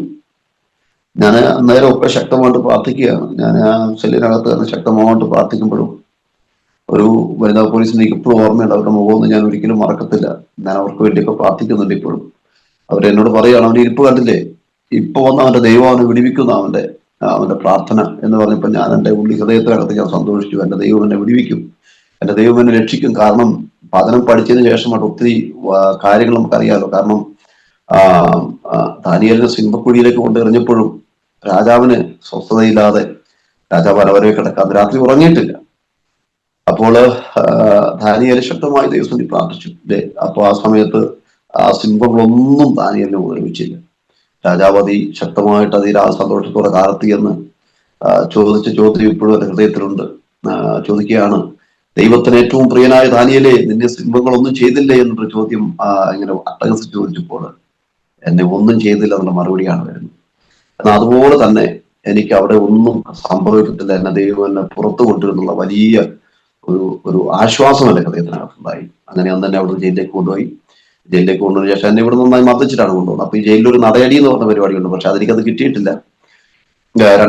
എന്റെ കേസിന് ആസ്പദമായിരിക്കുന്ന 2019, ഞാൻ കഴിഞ്ഞ വീഡിയോ ഒന്നും അതിന്റെ ഡേറ്റ് കാര്യങ്ങളൊന്നും പറഞ്ഞില്ല. 2019 ഫെബ്രുവരി മാസം 12-ാം തീയതിയാണ്. ഫെബ്രുവരി 12-നാണ് എനിക്ക് ഇങ്ങനെ ഒരു പ്രയാസം ഉണ്ടാകുന്നത്. അപ്പോൾ അന്ന് തന്നെ ജയിലിലേക്ക് കൊണ്ടുപോയി. ജയിലിലേക്ക് കൊണ്ടുപോയ സമയത്തൊക്കെ എനിക്ക് ഭയമായിരുന്നു. കാരണം ഈ ഇങ്ങനെ പോലീസുകാരെ കാണുമ്പോൾ എനിക്കൊരു വല്ലാത്ത ഭയമായി, ഇനി ഇങ്ങനെയുള്ള മർദ്ദനം ഉണ്ടാകും എന്നുള്ളൊരു വലിയ ഭയമാണ് എന്നെ അലട്ടിക്കൊണ്ടിരുന്നത്. എന്നാൽ ദൈവകൃപയാൽ അവിടെ ചെന്ന് കഴിഞ്ഞപ്പോഴേക്ക് എൻ്റെ ഈ വേദപുസ്തകമുണ്ട്. ഞാൻ വേദപുസ്തകം ആയിട്ടാണ് അവിടെ ജയിലിലേക്ക് പോയത്. അവിടെ ചെന്നപ്പോൾ ഞാൻ അവിടുന്ന് കുറ്റം സമ്മതിപ്പിക്കാനൊക്കെ ഒത്തിരി ശ്രമിച്ചിരുന്നു. പക്ഷെ ഞാൻ എൻ്റെ കഴുത്ത് വെട്ടിക്കളഞ്ഞാൽ ഞാൻ ചെയ്യാത്ത കുറ്റം ഞാൻ ചെയ്തെന്ന് എനിക്ക് പറയാൻ പറ്റത്തില്ല. കാരണം ഞാനങ്ങനെ കുറ്റം സമ്മതിച്ചാൽ ഞാൻ കുറ്റവാളിയായി പോകും. കാരണം എനിക്ക് കുറ്റം സമ്മതിക്കാൻ പറ്റത്തില്ല. ഞാൻ ചെയ്യാത്തൊരു കുറ്റത്തിന് ഞാൻ എൻ്റെ മനസ്സ് പോലും അറിയാത്തൊരു കാര്യമാണ്. ഞാൻ അങ്ങനെ ഒന്നും ചെയ്യാത്ത ഒരാളാണ്. അപ്പോൾ ആ കുറ്റം സമ്മതിക്കാനൊന്നും ദൈവം എന്നെ അനുവദിച്ചില്ല. അപ്പോൾ ഈ പാസ്റ്റർ വേദപുസ്തകം കയ്യിലുണ്ടായിരുന്നോ? നമ്മളെ പിടിക്കുമ്പോൾ തന്നെ ഉണ്ടായിരുന്നോ അതോ? അല്ല, പിന്നീട് ഞാൻ ആവശ്യപ്പെട്ടതാണ്. എന്നെ ഹോസ്പിറ്റലിലേക്ക് കൊണ്ടുപോയ സമയത്ത് എൻ്റെ വേദപുസ്തകം കൊണ്ടുവരാനായിട്ട്. കാരണം ഞാൻ കൺവെൻഷന് പോകാൻ വേണ്ടി ഞാൻ വേദപുസ്തകം പോകുന്നതിന് മുമ്പ് ഞാൻ ഇത് മൈക്ക് പെർമിഷൻ പോയ സമയത്ത് തന്നെ പിടിച്ചോണ്ട് പോകുന്നു. പിന്നെ എനിക്ക് വീടുമായിട്ട് ബന്ധമില്ല, ആളുകളായിട്ട് ബന്ധമില്ല, ഫോൺ എടുത്ത് പിന്നെ ആരെയും വിളിക്കാൻ പറ്റത്തില്ല, ഒന്നുമില്ല. ഇവരെന്നെ കാണാനായിട്ട് എന്നെ പൊട്ടൻസി ടെസ്റ്റിനൊക്കെ കൊണ്ടുപോയി ഹോസ്പിറ്റലിൽ കൊണ്ടുപോയ സമയത്താണ് എൻ്റെ വീട്ടിൽ നിന്ന് വൈകുന്നേരം ഉച്ച കഴിഞ്ഞപ്പോൾ ഇവരെത്തുന്നത്. അവരാണ് എനിക്ക് വേദപുസ്തകം കൊണ്ടുവന്നത്. അവർ കൊണ്ടുത്തരികയായിരുന്നു. അപ്പോൾ എന്തായാലും ഞാൻ ജയിലിലേക്ക് പോകുന്നത് ഉറപ്പായി. കാരണം ഇവര് പോലീസുകാരൊക്കെ ആയിട്ട് നിരന്തരമായിട്ട് ബന്ധപ്പെടുന്നുണ്ടായിരുന്നു, വീട്ടുകാരൊക്കെ. അപ്പോൾ ആ സമയത്താണ് അപ്പൊ ഞാൻ എന്റെ കേസിനെ ആസ്പദമാക്കുന്നത് ആയത് 5 കേസാണ്. 5 പോക്സോ കേസാണ് എന്റെ പേര് ചാർത്തപ്പെട്ടത്. അതില് ഒരു ആൺകുട്ടി ഉൾപ്പെടെ 4 പെൺകുഞ്ഞുങ്ങളാണ്, ചെറിയ കുഞ്ഞുങ്ങളാണ്. LKG മുതൽ 4-ാം ക്ലാസ് വരെയുള്ള കുഞ്ഞുങ്ങളാണ്. അപ്പോൾ ആ സമയത്ത് ഞാൻ വളരെയധികം ഭാരപ്പെടുകയും ഒക്കെ ചെയ്തു. ആ സമയത്താണ് ഞാൻ കിടന്ന സമയത്ത് എൻ്റെ വൈഫ് വളരെ നിലവിളിച്ചുകൊണ്ട് സ്റ്റേഷനിലൊക്കെ വന്നു. സാഹചര്യങ്ങളൊക്കെ ഞാൻ പിന്നീട് പറയുമ്പോൾ ഞാൻ അറിയുന്നത്, ഞാനിതൊന്നും അറിയുന്നില്ല, എന്നെ കാണാൻ വരുന്നവരെ എന്നെ കാണിക്കരുതെന്നാണ് ഓർഡർ, SIയുടെ ഓർഡർ. അപ്പോൾ വീട്ടുകാർ വരുന്നുണ്ട് എന്നെ കാണാൻ. എൻ്റെ സ്നേഹിത സഹപാഠികളുള്ള ആളുകൾ, എൻ്റെ വൈഫ് വന്ന് കരഞ്ഞു നിലവിളിച്ചു. എൻ്റെ ഭർത്താവിനെ എനിക്ക് കാണിച്ചില്ലെങ്കിൽ ഞാൻ ഇവിടെ ഈ സ്റ്റേഷനിൽ ആത്മഹത്യ ചെയ്യുന്നവരെ പറഞ്ഞെങ്കിലും അവരെന്നെ കാണിച്ചില്ല. അവർ കാണിക്കാൻ മുതിർന്നില്ല. അവർ പറഞ്ഞത് ഇങ്ങനെയാണ്, എന്നെ കാണിക്കാൻ ഓർഡർ ഇല്ല എന്നാണ് അവർ പറഞ്ഞത്. പക്ഷെ ഒരുപക്ഷെ എനിക്ക് എന്റെ വേദനകളെല്ലാം എന്റെ വൈഫിനെ കുഞ്ഞുങ്ങളെയൊക്കെ കണ്ടാൽ എനിക്ക് കുറേയൊക്കെ ഒരു വേദന മാറിയാനേ. കാരണം ആ സമയത്തൊന്നും എനിക്ക് അതിന് സാധിച്ചില്ല, എന്നെ കാണിച്ചില്ല. അങ്ങനെ എന്നെ ഇവിടുന്ന് സ്റ്റേഷനിലേക്ക് കൊണ്ടുപോയ സോറി ഹോസ്പിറ്റലിലേക്ക് കൊണ്ടുപോയ സമയത്ത് പോലീസുകാര് ഞങ്ങൾ വണ്ടി കയറി ഇവിടുന്ന് പോയി. ഹോസ്പിറ്റലിൽ എത്തുമ്പോഴത്തേക്ക് മീഡിയ തന്നെ ചാനലുകാരനെ പിടിക്കാനായിട്ട്, ഫോട്ടോ പിടിക്കാൻ. അപ്പൊ എന്നോട് പോലീസുകാർ ചേട്ടാ തല മാറ്റിക്കോ, പൂ മാറ്റിക്കോ ആണെങ്കിൽ ഇത് ഫോട്ടോ പിടിക്കുന്നുണ്ട്. ഞാൻ പറഞ്ഞു സാറേ ഫോട്ടോ പിടിക്കട്ടെ എന്ന് പറഞ്ഞാൽ ഒന്നും കൂടെ ഒന്ന് സ്റ്റേണായിട്ട് അവിടെ ഇരിക്കുകയാണ് ചെയ്തത്. എന്റെ വാർത്തകളൊക്കെ വന്നിട്ടുണ്ട്, TV-യിലും അതുപോലെ തന്നെ പേപ്പറിലൊക്കെ വന്നായിരുന്നു. കേരളം അറിയുന്ന ഒരു വലിയ കേസ് തന്നെയായിരുന്നു ഇപ്പോൾ വന്നിരുന്നു. പക്ഷെ ഞാൻ അങ്ങനെ വന്ന സ്ഥിതിക്ക് ഞാൻ ഇനി മാറി ഇരുന്നിട്ടൊന്നും ചെയ്തിട്ട് കാര്യമില്ല. അപ്പൊ അതുകൊണ്ട് കേരളത്തിൽ ഏറ്റവും വലിയൊരു കേസ് തന്നെയാണെന്ന് എനിക്ക് തോന്നുന്നത്. അപ്പൊ ആ ഒരു പശ്ചാത്തലത്തിൽ ഞാൻ മാറാനോ മുഖം മാറ്റാനോ ഒന്നും ശ്രമിച്ചില്ല. ഞാൻ അങ്ങനെ തന്നെ മീഡിയക്ക് ഞാൻ എന്നെ മുഖം കൊടുക്കാനായിട്ട് ഇടയായിരുന്നു. എന്നാൽ ദൈവകൃപയാൽ നമ്മുടെ ദൈവാസമാരെല്ലാം ഒറ്റക്കെട്ടായി നിന്നുകൊണ്ടും ഇത് ബാഡ് ന്യൂസ് ആണെന്ന് പറഞ്ഞ TV-യിലുള്ള വാർത്തകളൊക്കെ അന്ന് ഒറ്റ പ്രാവശ്യം തന്നെ വന്നത് കട്ടാക്കി കളഞ്ഞു. പിന്നെ പത്രത്തിൽ വന്നതൊന്നും നമുക്ക് മറച്ചു കളയാൻ പറ്റത്തില്ല. അതിന്റെ ഒരു പകർപ്പ് എന്റെ കയ്യിൽ ഉണ്ടായിരുന്നു, ഞാൻ ഇതുവരെ സൂക്ഷിച്ചു വെച്ചിട്ടുണ്ട്. പക്ഷെ ഇപ്പൊ അതെവിടെ വെച്ചിരിക്കുന്നത് എനിക്ക് ഓർമ്മയില്ല. അതൊന്നും ഇനിയിപ്പോ സൂക്ഷിച്ചു വെക്കേണ്ട കാര്യമില്ല. അതുകൊണ്ട് ഇരുന്നു. അങ്ങനെ എന്നെ അവിടെ ചെന്ന് കഴിഞ്ഞപ്പോഴത്തേക്ക് എനിക്ക് BP ഹൈ BP ആയി. ഹൈ BP എനിക്ക് ഒരിക്കലും BP ഉള്ള ആളൊന്നുമല്ല ഞാൻ. ഹൈ BP, കാരണം ഈ ഡിപ്രഷൻ, എനിക്ക് ഈ മാനസിക സംഘർഷം എനിക്ക് വല്ലാതെ എന്നെ അലട്ടി. എനിക്ക് BP കൂടി. അങ്ങനെ ഡോക്ടർ പരിശോധനയ്ക്ക് ശേഷം ഡോക്ടർ പറഞ്ഞു ഇവർക്ക് BP കൂടുതലാണ്, അപ്പൊ ഇവരെ കൊണ്ടുപോകാൻ പറ്റത്തില്ല പെട്ടെന്ന്. അതൊരു പാരമ്പര്യമായിട്ട് ഞങ്ങളോട് യാത്ര ചെയ്താണ്, പക്ഷെ ഇവരെ കൊണ്ടുപോകാൻ പറ്റത്തില്ല എന്ന് പറഞ്ഞ് എന്നെ അവിടെ കിടത്തി. എനിക്കൊരു ഫസ്റ്റിലൊരു ഗുളിക തന്നു. ഈ ഗുളിക തന്നിട്ട് പിന്നീട് ചില മണിക്കൂറുകളെല്ലാം കഴിഞ്ഞ് പിന്നെ എന്നെ കൊണ്ടുപോകാനായിട്ട് നോക്കി കഴിഞ്ഞപ്പോൾ BP അതേ ലെവലിൽ നിൽക്കുക, മാറുന്നില്ല. അപ്പോഴും ഡോക്ടർ പറഞ്ഞു ഇങ്ങനെ BP കുറയുന്നില്ലെങ്കിൽ ഇവരെ അഡ്മിറ്റ് ചെയ്യേണ്ടി വരും, ഒന്ന് കൊണ്ടുപോകാൻ പറ്റുമെന്ന് തോന്നുന്നില്ല എന്ന് പറഞ്ഞു. എന്നാല് ഒരു വൈകുന്നേരം സമയമായപ്പോഴത്തേക്ക് എന്റെ വീട്ടിൽ നിന്ന് എന്റെ വൈഫും കുഞ്ഞുങ്ങളും എന്നെ കാണാൻ എന്റെ ബന്ധുക്കളും മിത്രാദികളും, അതിനകത്ത് കുറച്ച് നാട്ടുകാരൊക്കെ ഉണ്ടായിരുന്നു. അവരെല്ലാം കണ്ടപ്പോൾ എനിക്ക് പെട്ടെന്ന് സമാധാനമായി. അവരെ വേഗം കെട്ടിപ്പിടിച്ച് ഞങ്ങൾ പൊട്ടിക്കരഞ്ഞു. ആ സമയത്താണ് എന്റെ BP അങ്ങനെ ലെവല് താന്നത്. എന്റെ BP നോർമലായി. എനിക്ക് ഗുളികയിലൊന്നും BP നിന്നില്ല. അപ്പോഴേക്കും എനിക്ക് എന്റെ മാനസിക സംഘർഷങ്ങളെല്ലാം കുറെ കുറഞ്ഞ് ഇവരെ കണ്ടു കഴിഞ്ഞപ്പോഴത്തേക്ക്, കാരണം 3 ദിവസം കൂടിയിട്ടാണ് എന്റെ ഭാര്യയും കുഞ്ഞുങ്ങളെ ഞാൻ കാണുന്നത്. അപ്പോൾ എന്റെ BP എല്ലാം താണു. അതിനുശേഷമാണ് ഇവരെ കണ്ടിട്ട് എന്നെ ജയിലിലേക്ക് പിന്നീട് കൊണ്ടുപോകുന്നത്. അപ്പോൾ ജയിലിൽ കൊണ്ടുപോയ സമയത്ത് ഞാൻ ഈ തുടർന്ന് പറയാം, വേദപുസ്തകമായിട്ടാണ് ഞാൻ പോകുന്നത്. അപ്പോൾ അവിടെ ചെന്നപ്പോൾ എന്റെ വൈഫ് ഇവരൊക്കെ വന്നപ്പോൾ, എന്നെ കാണാൻ വന്നപ്പോഴാണ് എനിക്ക് എന്റെ വേദപുസ്തകം കൊണ്ടു തന്നത്. അപ്പൊ ഞങ്ങൾ ഇതുമായിട്ട് അവിടെ ചെന്ന് കഴിഞ്ഞപ്പോൾ എനിക്കിപ്പോഴും പോലീസുകാരൊക്കെ ഓർമ്മയുണ്ട്. ഒരു പോലീസുകാരൻ എന്നോട് പറഞ്ഞു ഇത് ജയിലാണ്, ഇത് എന്റെ സുവിശേഷം പറഞ്ഞ സ്ഥലമൊന്നുമല്ല, ഇത് ജയിലാണെന്ന് അദ്ദേഹം പറഞ്ഞു. അപ്പൊ ഞാൻ പറഞ്ഞു സാറേ ഈ വേദപുസ്തകം ഇല്ലാതെ എനിക്ക് പോകാൻ പറ്റത്തില്ല, ഇതെന്റെ ജീവനാണ്, എനിക്ക് ഇതില്ലാതെ പറ്റത്തില്ല എന്ന് പറഞ്ഞു. അപ്പൊ പറഞ്ഞു നിനക്ക് അങ്ങനെ നിർബന്ധമാണെങ്കിൽ ഞങ്ങൾ ഇവിടെ നിനക്ക് ബൈബിള് തരാമെന്ന് പറഞ്ഞു. ഞാൻ പറഞ്ഞു സാറേ എനിക്ക് ആ ബൈബിള് വേണ്ട, എനിക്ക് എന്റെ ബൈബിള് തന്നെ മതി. എന്നല്ല ഞാനൊരു കുഞ്ഞിനെ വാശി പിടിച്ചെന്നാൽ അവരെന്റെ ആ വാശിക്ക് അവര് വഴങ്ങി എനിക്ക് ബൈബിളെല്ലാം തന്നുവിട്ടു. അപ്പൊ ഞാൻ എന്നെ ഫസ്റ്റിലേക്ക് കൊണ്ടുവന്ന 5-ാം സെല്ലിലേക്ക്, ആ സെല്ലിലേക്ക് ചെന്നപ്പോൾ കുറെ ആളുകളെ അവിടെ ഇടിച്ച് കുടിച്ച് നിർത്തിയിട്ടുണ്ട്. അപ്പൊ എന്നോട് ചോദിച്ചാ ഇത് കണ്ടോ നിൽക്കുന്നുണ്ടോ, നിനക്ക് ഇനി വേണോ എന്ന് ചോദിച്ചാൽ സാറേ ഇനി എന്നെ ഉപദ്രവിക്കരുത് എന്ന് പറയാനായിട്ട് ഇടയായിരുന്നു. അങ്ങനെ തന്നെ അവിടെ ജയിലിൽ ഫസ്റ്റിലെ തന്നെ 5-ാം സെല്ലിലേക്ക് കൊണ്ട് ആക്കുവാനായിട്ട് ഇടയായിട്ടുണ്ട്. അങ്ങനെ നിൽക്കുന്ന സമയത്ത് ഞാൻ ഒന്ന് രണ്ട് കാര്യങ്ങൾ എന്റെ വീടിനെ പറ്റി പറയട്ടെ. ഞാൻ കഴിഞ്ഞ വീഡിയോയിൽ അങ്ങനെ പറഞ്ഞിരുന്നു, ഞങ്ങൾക്ക് വീടൊന്നും ഇല്ലായിരുന്നു, ഭവനമൊന്നും ഇല്ലായിരുന്നു. ഞാൻ സുവിശേഷം പറഞ്ഞിരുന്നു, നന്നായി സുവിശേഷം പറയും. ഈ ഓട്ടോറിക്ഷ എന്ന് പറഞ്ഞാൽ അതിനകത്ത് എല്ലാ ദിവസങ്ങളിലും എനിക്ക് ആത്മാക്കളെ ദൈവം തരുമായിരുന്നു, അനേകരോട് സുവിശേഷം പറയുമായിരുന്നു. അങ്ങനെ നിൽക്കുന്ന സമയത്ത് ഞങ്ങൾക്ക് വീടില്ലാത്തൊരു സാഹചര്യമായിരുന്നു. ഷെഡിലായിരുന്നു ഞങ്ങൾ താമസിച്ചത്. ഈ ഷെഡ് എന്ന് പറഞ്ഞാൽ അത്ര നല്ല ഷെഡൊന്നും അല്ല, ഈ പ്ലാസ്റ്റിക് കൊണ്ട് മാത്രം മറച്ചൊരു ഷെഡിലായിരുന്നു ഞങ്ങൾ താമസിച്ചത്.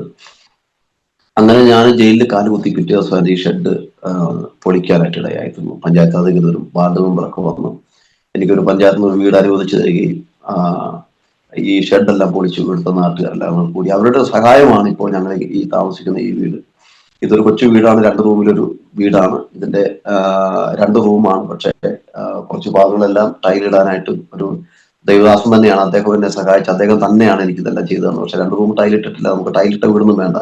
അപ്പൊ ഞാൻ പറയുന്നു സുവിശേഷം, ഞാനത് പറയാൻ കാരണം ഞാൻ സുവിശേഷം പറയുമ്പോൾ എല്ലാവരോടും പറയും എനിക്ക് ഭവനമൊന്നും വേണ്ട, എനിക്ക് സ്വർഗത്ത് ദൈവം വീട് ഒരുക്കിയിട്ടുണ്ട്. കാരണം എനിക്ക് ഈ ഭൂമിയിൽ ഭവനം വേണ്ട എന്ന് ചിന്തിച്ച ഒരാളാണ് ഞാൻ.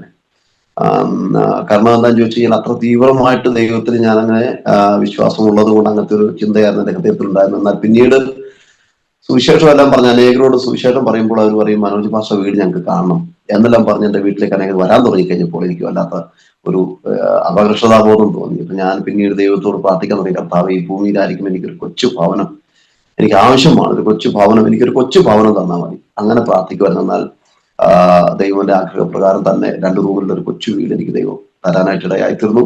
അത് ഞങ്ങൾക്കൊരു കൊട്ടാരം പോലെയാണ്. അതിനകത്താണ് ഞങ്ങൾ ഇപ്പോൾ താമസിച്ചു വരുന്നത്. അപ്പൊ ഞാൻ ചുരുക്കി പറയട്ടെ, അങ്ങനെ ഞങ്ങൾ ജയിലിൽ ഞാൻ കിടന്ന സമയത്തൊക്കെ, പ്രാരംഭമായിട്ട് ഞാൻ ജയിലിൽ കിടന്ന സമയത്തൊക്കെ എനിക്ക് ചിന്തിക്കാൻ പോലും പറ്റാത്ത അവസരമാണ്. ഈ ജയിലിലൊക്കെ മറ്റ് ഉപദ്രവങ്ങളും മറ്റു കാര്യങ്ങളൊക്കെ ഉണ്ടാവുന്നൊക്കെ ഞാൻ മറ്റ് വാർത്തകളിൽ നിന്നൊക്കെ കേട്ടിട്ടുണ്ടെങ്കിലും അവിടെ ഞാൻ ചെല്ലുമ്പോൾ 5 പേരുണ്ടായിരുന്നു, വലിയ തടിയുള്ള 5 പേരുണ്ടായിരുന്നു. പക്ഷെ എനിക്ക് ഇവരെ നോക്കാനോ ഇവരോട് സംസാരിക്കാനോ പോലും ഒരു അനുവാദമില്ലാത്ത സാഹചര്യത്തിൽ ഞാൻ എനിക്ക് തന്ന ഈ പുതപ്പും വിരിക്കാൻ തന്ന ഇതൊക്കെ ആയിട്ട് ഞാൻ അവിടെ മണിക്കൂറുകളോളം നിന്നു.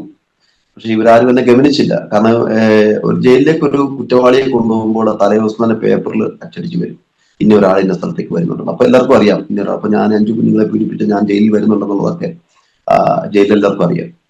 അപ്പം അതിനകത്ത് ചില സഹോദരങ്ങൾ എന്നെ ഉപദ്രവിക്കണമെന്ന് മനസ്സിൽ കണ്ട കുറെ ആളുകൾ വന്നു. അപ്പൊ എന്തായിരുന്നാലും വന്ന് ഞാൻ ചെന്നപ്പോ ഈ 5 പേര്, അവര് അതിനകത്ത് തന്നെയാണ് ബാത്റൂമും കാര്യങ്ങളൊക്കെ ഉണ്ടായിരുന്നത്. ചെറിയ ബാത്റൂം അതിനകത്തുണ്ട്, വലിയ മെയിൻ കാര്യങ്ങളൊക്കെ വെളിയിലുണ്ട്. മെയിനായിട്ട് കാര്യങ്ങൾ അവിടെയാണ് പോകുന്നത്. തൽക്കാലം പെട്ടെന്ന് എന്തെങ്കിലും വന്ന കാര്യം സാധിപ്പിക്കാൻ വേണ്ടിയിട്ട് അതിനകത്ത് ടോയ്ലറ്റും ഉണ്ട്, ചെറിയൊരു. എന്താ പറയാ, ജയിലിനെ പറ്റി പറയുമ്പോൾ നമ്മൾ ശരിക്കും പറഞ്ഞാല് അങ്ങനത്തെ ഗതിയൊന്നും ഇനി ആർക്കും വരരുതെന്നാണ് ഞാൻ പ്രാർത്ഥിക്കുന്നത്. അങ്ങനത്തെ ഒരു അനുഭവം ഒന്നും ഇനി ആർക്കും ഉണ്ടാകുന്ന കുറ്റവാളിക്ക് ഉണ്ടാകരുതെന്ന് ഞാൻ പ്രാർത്ഥിക്കുന്നു. അപ്പം ആ ഒരു അനുഭവത്തിൽ ഞങ്ങൾ നിന്നപ്പോൾ ഇവരെന്നെ മാനിച്ചില്ല. ഒത്തിരി നേരം ഞാൻ നിന്ന്. വൈകുന്നേരം ഒരു 4 മണി ആയ സമയത്ത് എന്നോട് പറഞ്ഞു, അതൊക്കെ അവിടെ വെച്ചോളാൻ പറഞ്ഞു. അപ്പൊ എനിക്ക് തന്ന സാധനങ്ങളൊക്കെ ഞാൻ അവിടെ വെച്ചു. അവര് എന്നാൽ പിന്നീട് എനിക്ക് അവരിൽ നിന്നുള്ള അനുഭവങ്ങളൊക്കെ എന്റെ വീട്ടിലെ സഹോദരങ്ങളെ പോലുള്ള അനുഭവങ്ങളായിരുന്നു എനിക്കുണ്ടായിരുന്നു. എന്നെ പാസ്റ്റേന്ന് അവർ വിളിച്ചത്. അവരെന്നെ മറ്റ് അസുഖവാക്കളൊന്നും പറയാതെ അവരെന്നെ വല്ലാതെ സ്നേഹിക്കുകയും എന്നോട് നന്നായി ഇടപെടുകയൊക്കെ ചെയ്തു. അപ്പൊ 4 മണിക്ക് തന്നെ ജയിലിൽ ഭക്ഷണം വാങ്ങി വെക്കണം. ഇല്ലെങ്കിൽ പിന്നെ 4 മണിക്ക് ഭക്ഷണം വാങ്ങാത്തവർക്ക് പിന്നെ ഭക്ഷണം കിട്ടത്തില്ല. എനിക്ക് പ്ലേറ്റും കാര്യങ്ങളൊക്കെ തന്നു. പക്ഷെ എനിക്ക് ഭക്ഷണം കഴിക്കാനുള്ള ഒരു സാഹചര്യമൊന്നും അല്ല. കാരണം ഒന്നാമത് എനിക്ക് ഭക്ഷണം കഴിക്കാൻ പറ്റത്തില്ല. ഒത്തിരി ഏറ്റാഘാതത്തിന്റെ മുറിവുകളും വേദനകളൊക്കെ ഉണ്ടെങ്കിലും കഴിക്കാൻ പറ്റത്തില്ല. പക്ഷെ ഇവര് തന്നെ, എനിക്കന്ന് ഞാൻ ഭക്ഷണം വാങ്ങാനൊന്നും പോയില്ല, ഇവര് തന്നെ എനിക്കൂടുള്ള ഭക്ഷണം വാങ്ങി കൊണ്ടുവന്നിട്ട് അവര് വിളമ്പി കഴിക്കുന്ന കൂട്ടത്തിൽ എനിക്കും ഒരു പാത്രത്തിൽ ചോറ് വിളമ്പിപ്പോ എനിക്ക് എന്നോട് പറഞ്ഞു, പാസ്റ്ററെ ഭക്ഷണം കഴിക്കുന്നു പറഞ്ഞപ്പോ എന്റെ കണ്ണിൽ നിന്ന് കണ്ണുനീരങ്ങനെ പ്ലേറ്റിലേക്ക് ധാരധാരയായിട്ട് വീഴാനായിട്ടിടയായി. കാരണം ഭക്ഷണം എടുത്ത് എന്നെ മുമ്പിൽ വെച്ചപ്പോ ഞാൻ എന്റെ കുഞ്ഞുങ്ങളെ ഓർത്തു. എന്നെ പിരിഞ്ഞു നിന്നിട്ടില്ല എന്റെ കുഞ്ഞുങ്ങള്. എന്റെ ചെറിയ മോൻ എന്നെ വിട്ടു മാറത്തില്ല.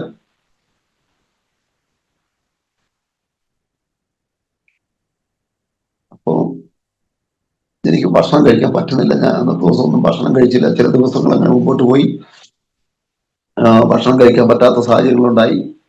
എന്നാലും പിന്നീടാണ് ഭക്ഷണം കഴിക്കാനായിട്ട് ഒക്കെ ഞാൻ പിന്നീട് കുറച്ചെങ്കിലും കഴിക്കാനായിട്ടൊക്കെ ദൈവം എനിക്ക് അവസരം തന്നുകൊണ്ടിരുന്നത്. പിന്നീട് അങ്ങനെ നിന്ന് അത് ജയിലുമായിട്ട് ഞാൻ അങ്ങനെ ഇടപഴകി നിൽപ്പാനായിട്ട് ഇടയായിത്തീർന്നു. ഏകദേശം ചുരുക്കി 73 ദിവസം ഞാൻ ജയിൽവാസം അനുഭവിച്ചു.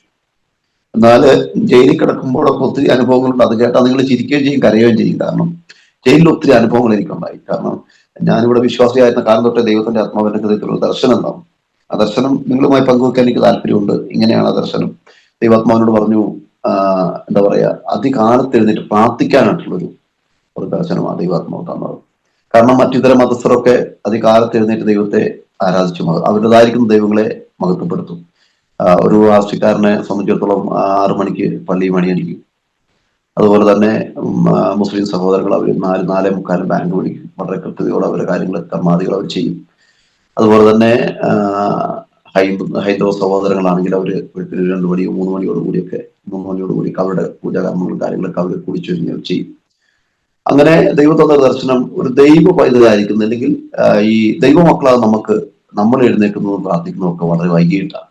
ഒരു 8 മണിക്ക് ശേഷമൊക്കെ ആയിരിക്കും. എല്ലാവരും അല്ല എങ്കിലും അങ്ങനെ ഒരു കാഴ്ചപ്പാട് തന്നു. അപ്പോൾ ദൈവാത്മാവിനോട് പറഞ്ഞു, മോനെ നീ അതിനുമൊക്കെ മുമ്പ് എഴുന്നേറ്റ് ദൈവത്തോട് പ്രാർത്ഥിക്കുന്നു. അങ്ങനെ ഞാനൊരു ടൈം തിരഞ്ഞെടുത്തു, 2 മണി. അത് ഞാനിപ്പോഴും ആ പ്രാർത്ഥന ടൈം എനിക്കുണ്ട്. ഞാൻ അങ്ങനെ ആ സമയത്ത് പ്രാർത്ഥിക്കുന്ന ഏറ്റവും കൂടുതൽ ജനം പിടിപ്പിക്കപ്പെടാനും ആത്മാക്കൾക്കും വേണ്ടി പ്രാർത്ഥിച്ചുകൊണ്ടിരുന്നു. അനേകർ യേശുവിനെ അറിയണം, ഈ സത്യം എല്ലാവരും അറിയണം, ഈ രക്ഷകനെ അനേകർ അറിയണം. യേശുവാണ് സത്യം, ദൈവമാണ് സത്യം, ഈ സത്യദൈവത്തെ അറിയണം എന്നുള്ള ആ ഒരു ദർശനം ദൈവം എനിക്ക് തന്നു. അന്ന് മുതൽ ഇന്ന് വരെയും പ്രാർത്ഥന ഞാൻ മുമ്പോട്ട് പോകണം. അങ്ങനെ ഞാൻ ജയിലിൽ പോയ സമയങ്ങളൊക്കെ ഞാൻ ഇങ്ങനെ ഇരുന്ന് പ്രാർത്ഥിക്കും. അതൊരു പതിവാണ്. അപ്പൊ ചില ജയിലിലൊക്കെ ക്യാമറ ഉള്ളതുകൊണ്ട് അവർക്ക് കാണാം നമ്മൾ ചെയ്യുന്നത്, നമ്മൾ ചലിക്കുന്നതൊക്കെ അവർക്ക് അറിയാം. അപ്പൊ ഞാനിങ്ങനെ ജയിലിൽ പ്രാർത്ഥിച്ചുകൊണ്ട് സമയത്ത് പോലും കളിക്കുന്നു പ്രാർത്ഥിക്കുമ്പോൾ, പക്ഷേ ടൈം കഴിയാനായോ പക്ഷേ ടൈമുണ്ട് പാസ്റ്ററെ, കുഴപ്പമില്ല, സംസാരിക്കാം കേട്ടോ. ടൈം നോക്കണ്ട അപ്പോൾ പാസ്റ്റർ, ഞാനിങ്ങനെ ജീവിതാനുഭവങ്ങളൊക്കെ പറഞ്ഞോ കേട്ടോ. ഓക്കെ നമുക്കങ്ങനെ ടൈം അപ്പം റെസ്ട്രിക്ഷൻ ഇല്ല.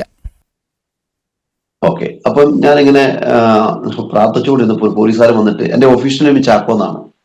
അപ്പം എന്നെ അവിടെ അറിയപ്പെടുന്നതൊക്കെ അങ്ങനെയാണ്. അപ്പൊ എന്നോട് പറഞ്ഞു ചാക്കോ എന്നൊരു വിളി വിളിച്ചു. അപ്പൊ ഞാൻ ഞെട്ടിപ്പോയി, കണ്ണടച്ചെന്ന് പ്രാർത്ഥിച്ചുകൊണ്ടിരിക്കുക. അപ്പൊ എന്നോട് ചോദിച്ചു, നീ എന്താ ചെയ്യുന്നതെന്ന് ചോദിച്ചു. ഞാൻ പറഞ്ഞു, സാറേ ഞാൻ പ്രാർത്ഥിക്കുക. പ്രാർത്ഥിക്കുകയോ? പ്രാർത്ഥനയോ? ഞാൻ പറഞ്ഞു, അതെ സാറേ ഞാൻ പ്രാർത്ഥിക്കുകയാണ്. അപ്പം കുറച്ച് കഴിയുമ്പോൾ അദ്ദേഹം അങ്ങ് പോയി. അങ്ങനെ ഒരു 2-3 ദിവസം അങ്ങനത്തെ കാര്യം പോയിക്കൊണ്ടായി. ഇവർ മാറി മാറി 2-3 പോലീസുകാരെന്നെ വന്നിങ്ങനെ ചോദിച്ചു. അപ്പൊ ഞാൻ പറഞ്ഞു, സാറേ അങ്ങനെ പ്രാർത്ഥിക്കുകയാണ്. അപ്പൊ ശരിക്കും പറഞ്ഞാൽ അവരുടെ ഹൃദയത്തിനകത്തും എനിക്ക് എന്തെങ്കിലും മാനസിക പ്രയാസം ഉണ്ടെന്നുള്ളതായിരിക്കും അവരുടെ ചിന്താഗതി. അപ്പോ എന്താ പറയാ, പിന്നീട് അതിനകത്ത് ഒത്തിരി പ്രയാസങ്ങളൊക്കെ എനിക്ക് ഉണ്ടായിട്ടുണ്ട്. ഞാൻ ഹോസ്പിറ്റലിലൊക്കെ എന്നെ കൊണ്ടുപോയിട്ടുണ്ട്. അങ്ങനെ ഒരു ദിവസം അവിടുത്തെ ജയിലിലെ ഏറ്റവും വലിയൊരു അനുഭവം എന്ന് പറഞ്ഞാൽ അതെനിക്ക് പങ്കുവെക്കുന്നതിനകത്ത് സന്തോഷമുണ്ട്. കാരണം അവിടുത്തെ ജയിലിലൊക്കെ പോലീസുകാരൊക്കെ നല്ല രീതിയിൽ നമ്മളോട് ഇടപെട്ടതും പിന്നീട് ആദ്യ സമയങ്ങളിലൊക്കെ കുറച്ചൊക്കെ അതൊക്കെ പറഞ്ഞെങ്കിലും പിന്നീടൊക്കെ നല്ല രീതിയിലൊക്കെ എന്നോട് അവർ പെരുമാറി ഒക്കെ ചെയ്തു. അപ്പൊ ഞാൻ എനിക്കൊരു ദിവസം ഇങ്ങനെ പെട്ടെന്ന് ഇങ്ങനെ കണ്ടു കഴിഞ്ഞപ്പോൾ, എനിക്ക് സുഖമില്ലാതൊക്കെ വന്നു കഴിഞ്ഞപ്പോൾ ഞങ്ങള് 2 കുറ്റവാളികളെ എന്ത് ചെയ്തു, ഒരുമിച്ച് കരത്തിൽ വിലങ്ങ് വെച്ച് ഞങ്ങൾ 2 പേരെ ഇവിടെ ഹോസ്പിറ്റലിലേക്ക് കൊണ്ടുപോയപ്പോൾ ഞങ്ങൾ മുണ്ടാണ് കൊടുക്കുന്നത്. അപ്പൊ ഞാൻ ഈ വിലങ്ങ് കാണാതിരിക്കാൻ ഞങ്ങൾ 2 പേരും ഒത്തൊരുമിച്ചിട്ട് എന്ത് ചെയ്ത്, ഈ വിലങ്ങ് കാണാതിരിക്കാൻ, കാരണം ഞങ്ങളെ പരിചയമുള്ളവർക്ക് അവിടെ വരും, പൈത്തിരി എന്ന് പറഞ്ഞ ഹോസ്പിറ്റലാണ്. അപ്പോൾ ഞാൻ ഇങ്ങനെ ഞങ്ങൾ 2 പേരും കൂടെ ഇങ്ങനെ മുണ്ടിനടിയിൽ വെച്ചിട്ട് അങ്ങനെ പോകും. അപ്പോൾ ഒന്നും അറിയാത്ത രീതി ഞങ്ങൾ ഇങ്ങനെ പോകും. അങ്ങനെ ഞങ്ങൾ ഡോക്ടറെ കണ്ട് മടങ്ങി വരും. അങ്ങനെ ഒരു ദിവസം ആ ദിവസം ഞങ്ങൾ മടങ്ങി വന്നപ്പോൾ, ഒരു പക്ഷെ ഞാൻ ഈ പറയുന്നതൊക്കെ പിന്നീട് എന്തായാലും ജയിലുകാർക്ക് കേൾക്കുമായിരിക്കും, അവർക്കൊരു സന്തോഷം ഉണ്ടാകട്ടെ. അപ്പം അവർ വന്നു കഴിഞ്ഞപ്പോൾ എന്റെ കൂടെയുള്ളവനെ പെട്ടെന്ന് അങ്ങോട്ട് അയച്ചു വിട്ടു. ഈ വിലങ്ങ് അയച്ചു കഴിഞ്ഞപ്പോൾ എന്റെ കയ്യിൽ നിന്ന് അഴിക്കാൻ പറ്റുന്നില്ല. അപ്പൊ ഞാന് വരുന്ന ആളുകളൊക്കെ കാണുകയും പോലീസുകാരുടെ കൂടെ ഞാനിങ്ങനെ ഇരിക്കുകയാണ്. അപ്പൊ എന്നെ ഇത് അഴിച്ചു വിടാൻ പറ്റുന്നില്ല. അപ്പൊ എന്നോട് പറഞ്ഞടാ ചാക്കോ, നീ ഇതിൽ നിന്ന് രക്ഷപ്പെടുമെന്ന് തോന്നുന്നില്ല, കാരണം ഇത് അഴിക്കാൻ പറ്റുന്നില്ലല്ലോ എന്ന് പറഞ്ഞ് എന്നെ ഒത്തിരി സമയങ്ങൾ അവിടെ ഇരുത്തി, മണിക്കൂറുകളോളം ഞാൻ അവിടെ ഇരുന്നു. പിന്നെ അതിനുശേഷം എപ്പോഴും ഒരു സമയത്താണ് ഇത് എവിടുന്നോ പോയിട്ട് എന്തൊക്കെയോ സംവിധാനങ്ങൾ ഉണ്ടാക്കിക്കൊണ്ടുവന്നിട്ട് തന്നെ ഈ വിലങ്ങ് അഴിച്ചു മാറ്റാനായിട്ട് ഇടയാക്കുന്നത്. അപ്പൊ ഞാൻ എന്റെ ഹൃദയത്തിനകത്ത് ഇങ്ങനെ പറഞ്ഞു, കാരണം ആവശ്യമില്ല ഒരാളെ വിലങ്ങ് വെച്ച് കൊണ്ടുപോകാൻ വേണ്ട കാര്യമില്ല. കാരണം ഞാനൊരു ദൈവവേദന, ഞാനൊരു കുറ്റവും ചെയ്തിട്ടില്ല. അന്നൊന്നും എനിക്കത് അവരോട് പറയാൻ തോന്നിയിട്ടില്ല. ഇപ്പം എന്റെ പ്രേക്ഷകരോട് ഞാൻ പറയുകയാണ്, കാരണം ആവശ്യമില്ലാത്തൊരു വ്യക്തിയെ വിലങ്ങ് വെച്ച് കൊണ്ടുപോകുമ്പോൾ അത് ഒരു പ്രത്യേകിച്ച് ഒരു ദൈവ പൈതലിനെ ആകുമ്പോൾ അതിനകത്തൊരു പ്രത്യേകതയുണ്ട്. ശക്തമായിട്ട് ഞാൻ പ്രാർത്ഥിച്ചുകൊണ്ടിരുന്നു. എന്നാൽ അതിനുശേഷമാണ് ഈ വിലങ്ങ് അവിടുന്ന് അഴിച്ചു മാറ്റിയത്. എന്നാൽ അതിനുശേഷം പിന്നീട് എനിക്ക് അവിടുത്തെ കുറച്ച് ജോലികളൊക്കെ അവർ തന്നു. പിന്നീട് പോലീസുകാരൊക്കെ നല്ല ബന്ധങ്ങളായി. അവിടെ എനിക്ക് ചെറിയ എന്താ പറയാ, അവരുടെ മിനിസ്റ്റർക്ക് നമ്പർ ഇടാനൊക്കെ ആയിട്ട് ഒരു 2-3 ഞാൻ പെട്ടെന്ന് ചെയ്തു കൊടുക്കും. അങ്ങനെ ഞാൻ അവിടുന്ന് പോരുന്ന വരെ ചില ജോലികളൊക്കെ എനിക്ക് അവിടെ തന്നിരുന്നു. എന്നാൽ അനേകരോട് അവിടെ സുവിശേഷം പറയാനൊക്കെ ദൈവം അവസരം തന്നു. അനേക രക്ഷയിലേക്ക് കടന്നു വന്നിട്ടുണ്ട്. 5-6 പേരോളം ദൈവത്തിൽ കടന്നു വന്നിട്ടുണ്ട്. അങ്ങനെ ഇരിക്കുന്ന സമയത്ത് ഒരു പിതാവ്, അദ്ദേഹം ഒരാളെ നിർഭാഗ്യവശാല് അദ്ദേഹം ഒരാളെ കൊല്ലേണ്ട സാഹചര്യം ഉണ്ടായി. അദ്ദേഹം ജയിലിൽ കിടക്കുന്നുണ്ട്.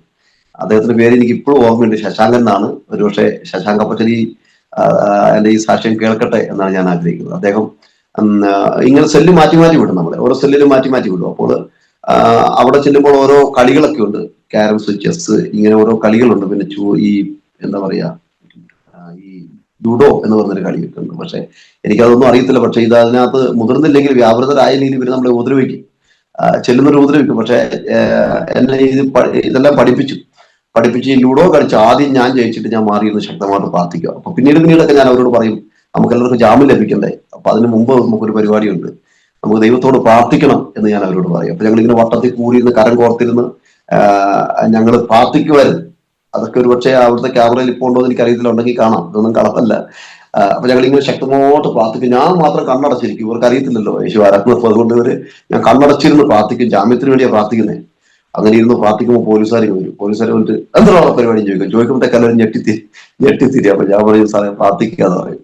അപ്പൊ അങ്ങനെയൊക്കെ ഒത്തിരി ചിരിക്കുന്ന അനുഭവങ്ങളുണ്ട്. പിന്നീട് ഒത്തിരി സങ്കടത്തിന് അനുഭവങ്ങളുണ്ട്. ഒത്തിരി പേരെ തിരുമി ലെവലാക്കാനൊക്കെ ദൈവനിക്ക് അവസരം തന്നു. അങ്ങനെ ഒത്തിരി പേരോട് സുവിശേഷം ജയിലിനുള്ളിൽ വെച്ച് ഞാൻ പറയാനായിട്ട് പങ്കുവെക്കാനായിട്ട് ദൈവനിക്ക് അവസരം തന്നു. അങ്ങനെ ഒരു പിതാവ് പറഞ്ഞു, എനിക്ക് വേണ്ടി ഒന്ന് പ്രാർത്ഥിക്കണം.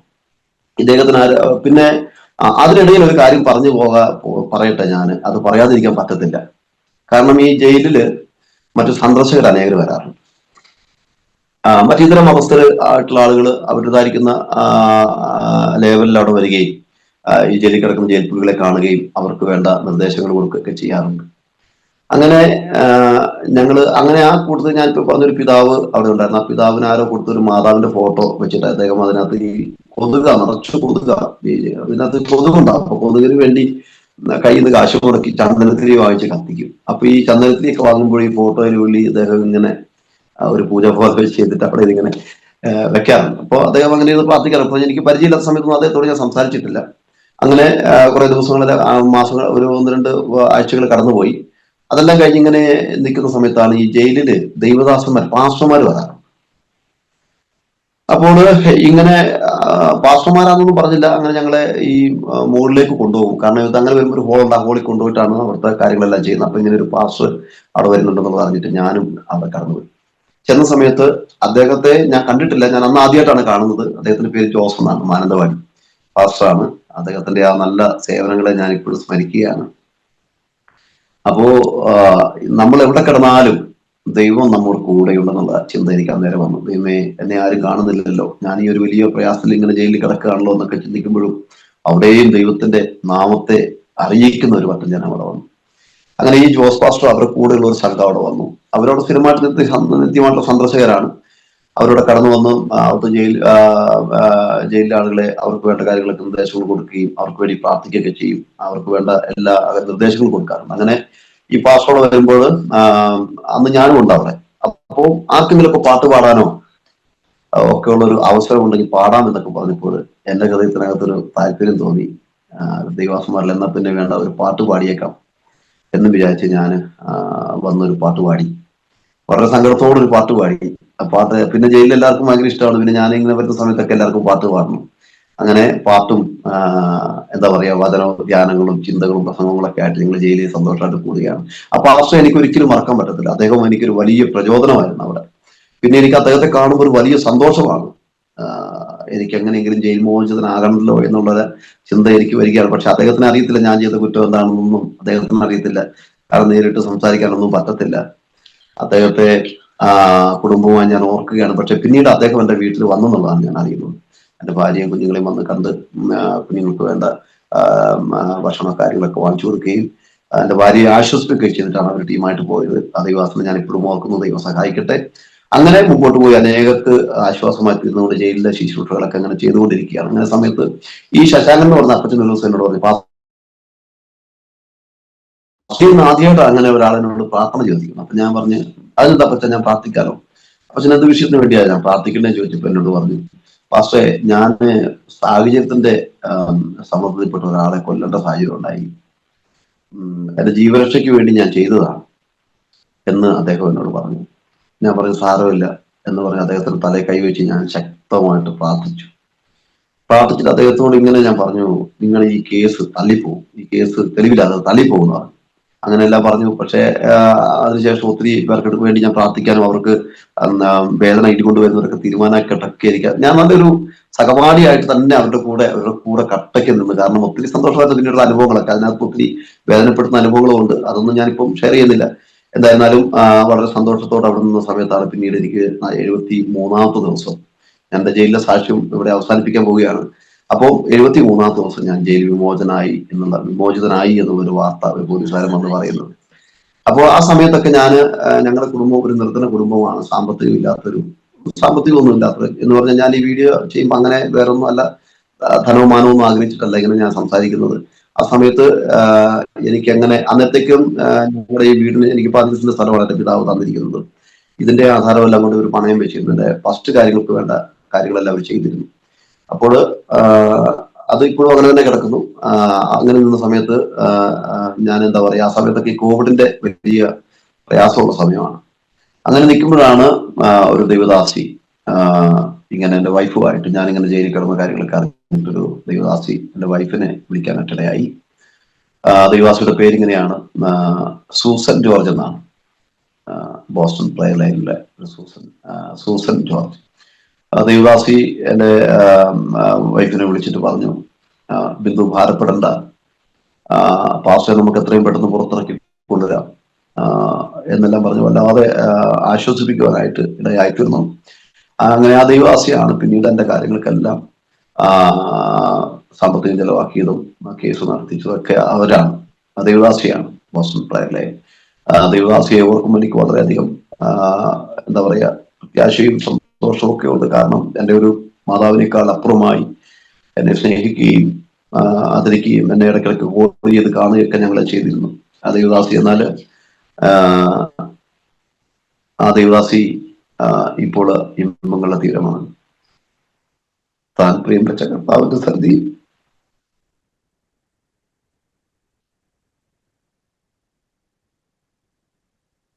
ദൈവദാസി ചേർക്കപ്പെട്ടു.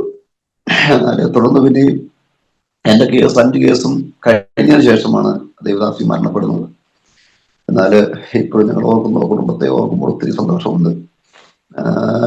അങ്ങനെയാണ് ഞാൻ ജയിലിൽ നിന്ന് വിമോചനമാകുന്നത്. 73ാമത്തെ ദിവസം എനിക്ക് ജാമ്യത്തിന് ഓർഡറായി. ഒരു പോലീസുകാരൻ വന്ന് ഈ ജാമ്യവിവരം പറഞ്ഞപ്പോൾ വളരെ സന്തോഷവാനായിട്ട് ഞാൻ അവിടെ നിന്ന് എൻ്റെ സാധനങ്ങളെല്ലാം പാക്കപ്പ് ചെയ്തു. എനിക്കുണ്ടായിരുന്നൊക്കെ ഞാൻ എൻ്റെ സഹപാഠികൾക്ക് അവിടെ കൊടുത്തു. എൻ്റെ ഡ്രസ്സും മറ്റു കാര്യങ്ങളൊക്കെ കൊടുത്തു. ഞാൻ പോരുമെന്ന് അറിഞ്ഞപ്പോൾ തന്നെ ജയിലിൽ ഒരു വലിയ പ്രയാസം ഉണ്ടായി. പാസ്റ്റർ പോകാനായില്ലേ? അപ്പോൾ ചില പോലീസുകാരെന്നെ ചോദിച്ചോടാ നീ രക്ഷപ്പെട്ടില്ലേ? ഞാൻ പറഞ്ഞു സാറേ ഞാനിങ്ങനെ ഒന്ന് പുറത്തിറങ്ങട്ടെ എന്നെല്ലാം പറഞ്ഞു. പക്ഷെ എൻ്റെ വാച്ച് ഞാൻ അവിടെ വെച്ചിട്ടാണ് പോകുന്നത്. പിന്നീട് ഒരു മാസം കഴിഞ്ഞിട്ടാണ് ഞാൻ ആ വാച്ച് എടുക്കാനായിട്ട് അവിടെ ഞാൻ കടന്നുപോയത്. ദൈവത്തിന്റെ കരുണയാല് ഞാൻ അനുഭവിച്ച പീഡകളും പ്രയാസങ്ങളും ഒക്കെ നിരവധിയാണെങ്കിലും ആ ജയിൽവാസത്തിൽ ദൈവം എനിക്ക് അവിടെ ഒത്തിരി സഹപാഠികളെ, കൂട്ടുകാരെയൊക്കെ ദൈവം എനിക്ക് തന്നു.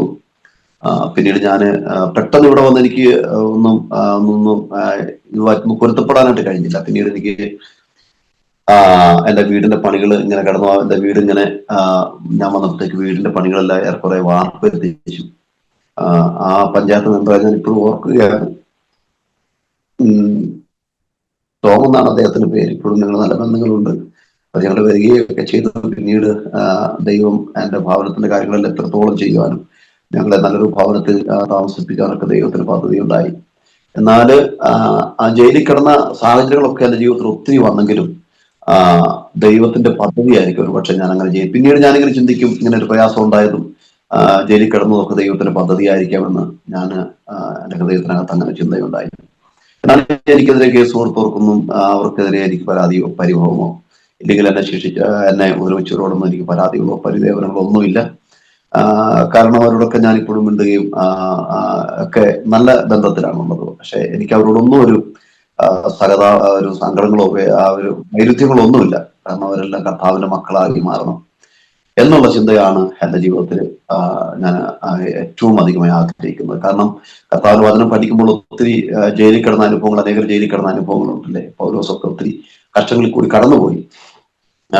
അവിടെ കാണാൻ കഴിയുന്നത് ആ യഹൂദദേശം മുഴുവനും സുവിശേഷം അറിയിച്ചപ്പോൾ ഈ മനുഷ്യൻ നമ്മുടെ പട്ടണത്തെ കലക്കി റോമക്കാരായ എന്താ പറയാ ന്യായമല്ലാത്ത ആചാരങ്ങളും ഒക്കെ പ്രസംഗിക്കുന്നു എന്ന് പറഞ്ഞ് ഒത്തിരി ഉപദ്രവങ്ങൾ ഏറ്റതായിട്ട് തിരുവനന്തപുരത്ത് കാണുന്നുണ്ട്. പ്രവൃത്തി ദിവസവും 16-ാം അധ്യായം പഠിക്കുമ്പോൾ നമുക്ക് കാണാൻ കഴിയുന്നുണ്ട്.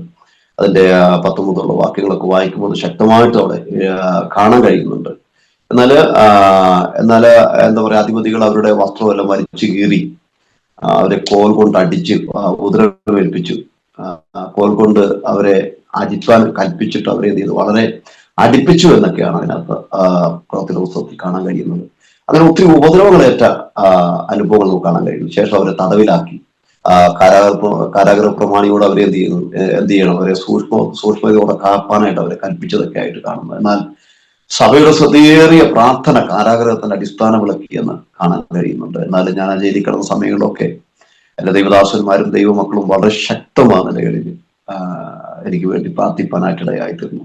എൻ്റെ ദേശം ഒന്നായി ഒറ്റക്കെട്ടായി എനിക്ക് വേണ്ടി നിന്നു. അവരുടെ സേവനങ്ങളും അവരുടെ സ്നേഹവും കരുതലൊക്കെ ഇപ്പോഴും ഞങ്ങൾ അനുഭവിച്ചു കൊണ്ടിരിക്കുകയാണ്. ഒരുപറ്റ നല്ല ആളുകളാണ് ഞങ്ങളുടെ ദേശത്തുള്ളത്. എന്നാൽ ഞാൻ ഒരു കുറ്റവാളി അല്ല എന്ന് അറിയാം എന്നുള്ളത് 100% എനിക്ക് ഉറപ്പാണ്. എന്നാൽ ഇപ്പോഴും അങ്ങനെ ഒരു കുറ്റവാളി പോലല്ല ഞാൻ അവരുടെയൊക്കെ മുമ്പിൽ നിൽക്കുന്നത്. ഞാൻ നിരപരാധിയാണെന്ന് ദൈവം വെളിപ്പെടുത്തുവാനായിട്ടിടയായിത്തീർന്നു. പ്രിയരെ, ഇന്ന് പ്രഭാതത്തിൽ ഈ സാക്ഷ്യങ്ങൾ നിങ്ങൾ കേൾക്കുമ്പോൾ പീഡകളിൽ കൂടി കടന്നു പോകുന്ന ആരെങ്കിലും എൻ്റെ സാക്ഷ്യം കേൾക്കുന്നെങ്കിൽ ഭാരപ്പെടേണ്ട. നമ്മുടെ കർത്താവ് തന്നെ ഈ പീഡകളെല്ലാം അനുഭവിച്ചതാണ്. കർത്താവിന്റെ ദേഹമെല്ലാം മുഴുവൻ അല്പം കീറി മുറിച്ചു. യശയ്യാപ്രവചന പുസ്തകം 53 അധ്യായം നിങ്ങൾ വായിക്കണം. അവിടെ കർത്താവ് അനുഭവിച്ച പീഡകളെല്ലാം കൊടുത്തിട്ട് രേഖപ്പെടുത്തിയിട്ടുണ്ട്. ഞാനെല്ലാം മുഴുവനായിട്ട് നിങ്ങൾ പറയാൻ ആഗ്രഹിക്കുന്നില്ല. ആ കർത്താവിന്റെ ദേഹമെല്ലാം മുഴുവൻ അപ്പോൾ കീറി മുറിച്ചു. കണ്ടാൽ അല്ലെന്നറിയാത്ത രൂപത്തിൽ മാംസപിണ്ഡമായി കർത്താവിന്റെ ദേഹം മാറി. നാല് കർത്താവ് ഏറ്റ പീഡനങ്ങളെല്ലാം ഓർക്കുകയാണ്. ഞാൻ ആ ചൂടുവെള്ളം എന്റെ വായിൽ വന്നപ്പോൾ ഞാൻ ഓർക്കുക, കർത്താവിനെ വീഞ്ഞു കുടിപ്പിച്ചതൊക്കെ എനിക്ക് അന്നേരം ഓർമ്മ വന്നു. എന്തേറെ പീഡകളും ത്യാഗങ്ങളും സഹിച്ച നമ്മുടെ അരിമനാഥൻ ക്രൂശിക്കപ്പെട്ടത്. അവസാനമായി ചാട്ടവാറുകൾ കൊണ്ട് അടികൾ ഏറ്റുവാങ്ങി, തലയിൽ മുൾക്കിരീടം അടിച്ചിറക്കി, കാർക്കിച്ചു തുപ്പി എന്നാ പറയുന്നത്. കാർക്കിച്ചു തുപ്പി മുഖത്ത്. എന്നാൽ ഇത്രയും പീഡകളേറ്റ കർത്താവ് ചോദിച്ചൊരു ചോദ്യമുണ്ട്, കർത്താവ് ഈ പീഡകളൊക്കെ സഹിച്ചപ്പോഴും എനിക്കെല്ലാം സഹിക്കാനും ക്ഷമിക്കുവാനായിട്ടുള്ള കൃപ തന്നത് യേശു കർത്താവാണ്. കാരണം കർത്താവ് അനുഭവിച്ച സഹനങ്ങൾ എൻ്റെ ഹൃദയത്തിലേക്ക് ഇപ്പോഴും ഓർമ്മ വരികയാണ്. അപ്പോൾ കർത്താവ് അന്നേരം പറഞ്ഞത് എനിക്ക് ദാഹിക്കുന്നു എന്നല്ല പറഞ്ഞത്. കർത്താവ് പറഞ്ഞൊരു വാക്യം ഇപ്പോഴും ഓർമ്മയുണ്ട്, പിതാവേ, ഇവർ ചെയ്യുന്നത് എന്തെന്നറിയായതുകൊണ്ട് ഇവരോട് ക്ഷമിക്കണമേ എന്നാണ് കർത്താവ് പറഞ്ഞത്. അതേ മാതൃക തന്നെ പിൻപറ്റി ഞാൻ മുമ്പോട്ട് പോകാൻ ആഗ്രഹിക്കുകയാണ്. അറിവില്ലാതെ ചെയ്യുന്നതിന് ദൈവം തന്നെ ആ തെറ്റുകൾക്കെല്ലാം അവരോടൊക്കെ ക്ഷമിക്കട്ടെ. അവരോടൊക്കെ എനിക്ക് സ്നേഹം മാത്രമേ ഉള്ളൂ. കാരണം നമ്മുടെ അരിമനാഥൻ നമുക്ക് മുമ്പായി തകർക്കപ്പെട്ടു. കാരണം ഇന്നേക്ക് 2000 വർഷങ്ങൾക്ക് മുമ്പ് കാൽവരിയുടെ കുലക്കളത്തിൽ തന്റെ അവസാനത്തുള്ളി രക്തവും ഊറ്റി മാനവകുലത്തിന്റെ പാപത്തിന്റെ പരിഹാരത്തിന് വേണ്ടി ബലിയായ യേശു ക്രിസ്തു. ആ ക്രിസ്തുവിനെ ഉയർത്താനാണ് ദൈവം എനിക്ക് ഈ പീഡനങ്ങളൊക്കെ തന്നതെന്ന് ഇത് ദൈവത്തെ അത്ര സംഭവിച്ചതാണ്. ഒരു വിശ്വാസിയുടെ ജീവിതത്തിൽ, ഒരു ദൈവത്തിന്റെ ജീവിതത്തിൽ കഷ്ടങ്ങൾ അടുത്ത് വരുമ്പോൾ ആ കഷ്ടങ്ങളിൽ കൂടി കടന്നു പോകണമെന്നുള്ള ദൈവത്തിന്റെ പദ്ധതിയായിരിക്കാം. കാരണം അതുകൊണ്ട് വചനം പറയുന്നു, കഷ്ടം അനുഭവിക്കുന്നവൻ ഭാഗ്യവാൻ, അവൻ കൊള്ളാവുന്നതിനായി തെളിഞ്ഞു വരും. മറ്റുള്ളവരൊക്കെ പറയാറുണ്ട് ലോട്ടറി അടിക്കുന്നവൻ ഭാഗ്യവാൻ എന്ന് പറയുമ്പോൾ, കർത്താവിന്റെ തിരുവെടുത്ത് പഠിക്കുമ്പോൾ കർത്താവിന്റെ വചനം പറയുന്നു, കഷ്ടം അനുഭവിക്കുന്നവൻ ഭാഗ്യവാൻ, അവൻ കൊള്ളാവുന്നതിനായി തെളിഞ്ഞു വരും. അതെ, ഈ ദിവസങ്ങളിൽ അനേകർക്ക് ആശ്വാസമായി, അനേകർക്ക് മറുവിലയായി തീരാൻ ദൈവം സഹായിക്കട്ടെ. ഇപ്പോഴും അനേകർ പ്രാർത്ഥനയ്ക്ക് തന്നെ വിളിക്കുന്നുണ്ട്, അനേകർക്ക് വേണ്ടി പ്രാർത്ഥിക്കുന്നുണ്ട്. ഈ സത്യദൈവത്തെ, ഈ സത്യസുവിശേഷത്തെ ഒരിക്കലും ആർക്കും മൂടി വെക്കുവാൻ കഴിയത്തില്ല. ആമേൻ. സൂര്യൻ കറുത്ത മറവിട്ട് പുറത്തു വരുന്നത് പോലെ സത്യങ്ങളൊക്കെ എന്തെങ്കിലും പുറത്തു വരും. അതാണ് നമ്മുടെ ദൈവം. ഈ യേശു കർത്താവിനെ അറിയാത്തവരാരെങ്കിലും എൻ്റെ ശബ്ദം കേൾക്കുന്നെങ്കിൽ, ഈ വലിയവനായിരിക്കുന്ന കർത്താവിനെ അറിയാത്തവരാരെങ്കിലും ഇന്ന് ഈ പ്രഭാതത്തിൽ സാക്ഷ്യം കേൾക്കുന്നെങ്കിൽ, ഈ ദൈവം നമ്മുടെ പാവങ്ങൾക്ക് വേണ്ടിയാണ് കാൽവറിയിൽ തകർക്കപ്പെട്ടത്. നമ്മുടെ ശാപങ്ങൾക്ക് വേണ്ടിയാണ്, നമ്മുടെ രോഗങ്ങൾക്ക് വേണ്ടിയാണ് കർത്താവ് കാൽവറിയിൽ തകർക്കപ്പെട്ടത് എന്ന് പ്രഭാതത്തിൽ ഞാൻ ഓർമ്മിപ്പിക്കട്ടെ.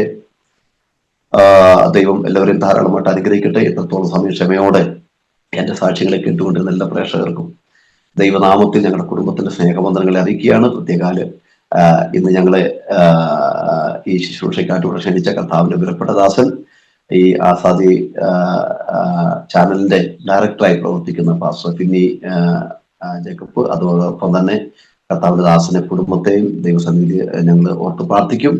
പ്രത്യേക കേട്ടുകൊണ്ടിരിക്കുന്ന എല്ലാവർക്കും ഞാനൊരു പ്രാവശ്യം കൂടെ നന്ദിയും കടപ്പാടും സ്നേഹവും അറിയിക്കുകയാണ്. ഞങ്ങളെ ഓർത്ത് പ്രത്യേകം ഞങ്ങളുടെ കുടുംബത്തെ ഓർത്ത് പ്രാർത്ഥിക്കണം എന്ന് മാത്രം ആഹ്വാനം ചെയ്തുകൊണ്ട്, എന്റെ കുഞ്ഞുങ്ങളെ 3 പേരാണ്. ഞാൻ പറഞ്ഞില്ല, 3 ആൺകുഞ്ഞുങ്ങളാണ്. മൂത്ത മോന്റെ പേര് അഖിൽ, രണ്ടാമത്തെ പേര് നിഖിൽ, മൂന്നാമത്തെ കുഞ്ഞിന്റെ പേര് അമൽ. അഖിൽ, നിഖിൽ, അമൽ 3 പേരെ കുഞ്ഞുങ്ങളെ ഓർത്തും ഞങ്ങളുടെ കുടുംബത്തെ ഓർത്തും ഞങ്ങളുടെ ശുശ്രൂഷകളെല്ലാം ഓർത്ത് പ്രാർത്ഥിക്കണമെന്ന് ദൈവനാമത്തിൽ ഓർമ്മിപ്പിച്ചുകൊണ്ട് എനിക്ക് ഈ അവസരം ഒരുക്കി തന്ന കർത്താവിന്റെ ദാസനോടും ഈ ചാനലിനോടുമുള്ള പ്രത്യേക നന്ദിയും കടപ്പാടും ഇത്തരത്തിൽ അറിയിച്ചുകൊണ്ട് എന്റെ വാക്കുകൾ. താങ്ക് യു പാസ്റ്ററെ.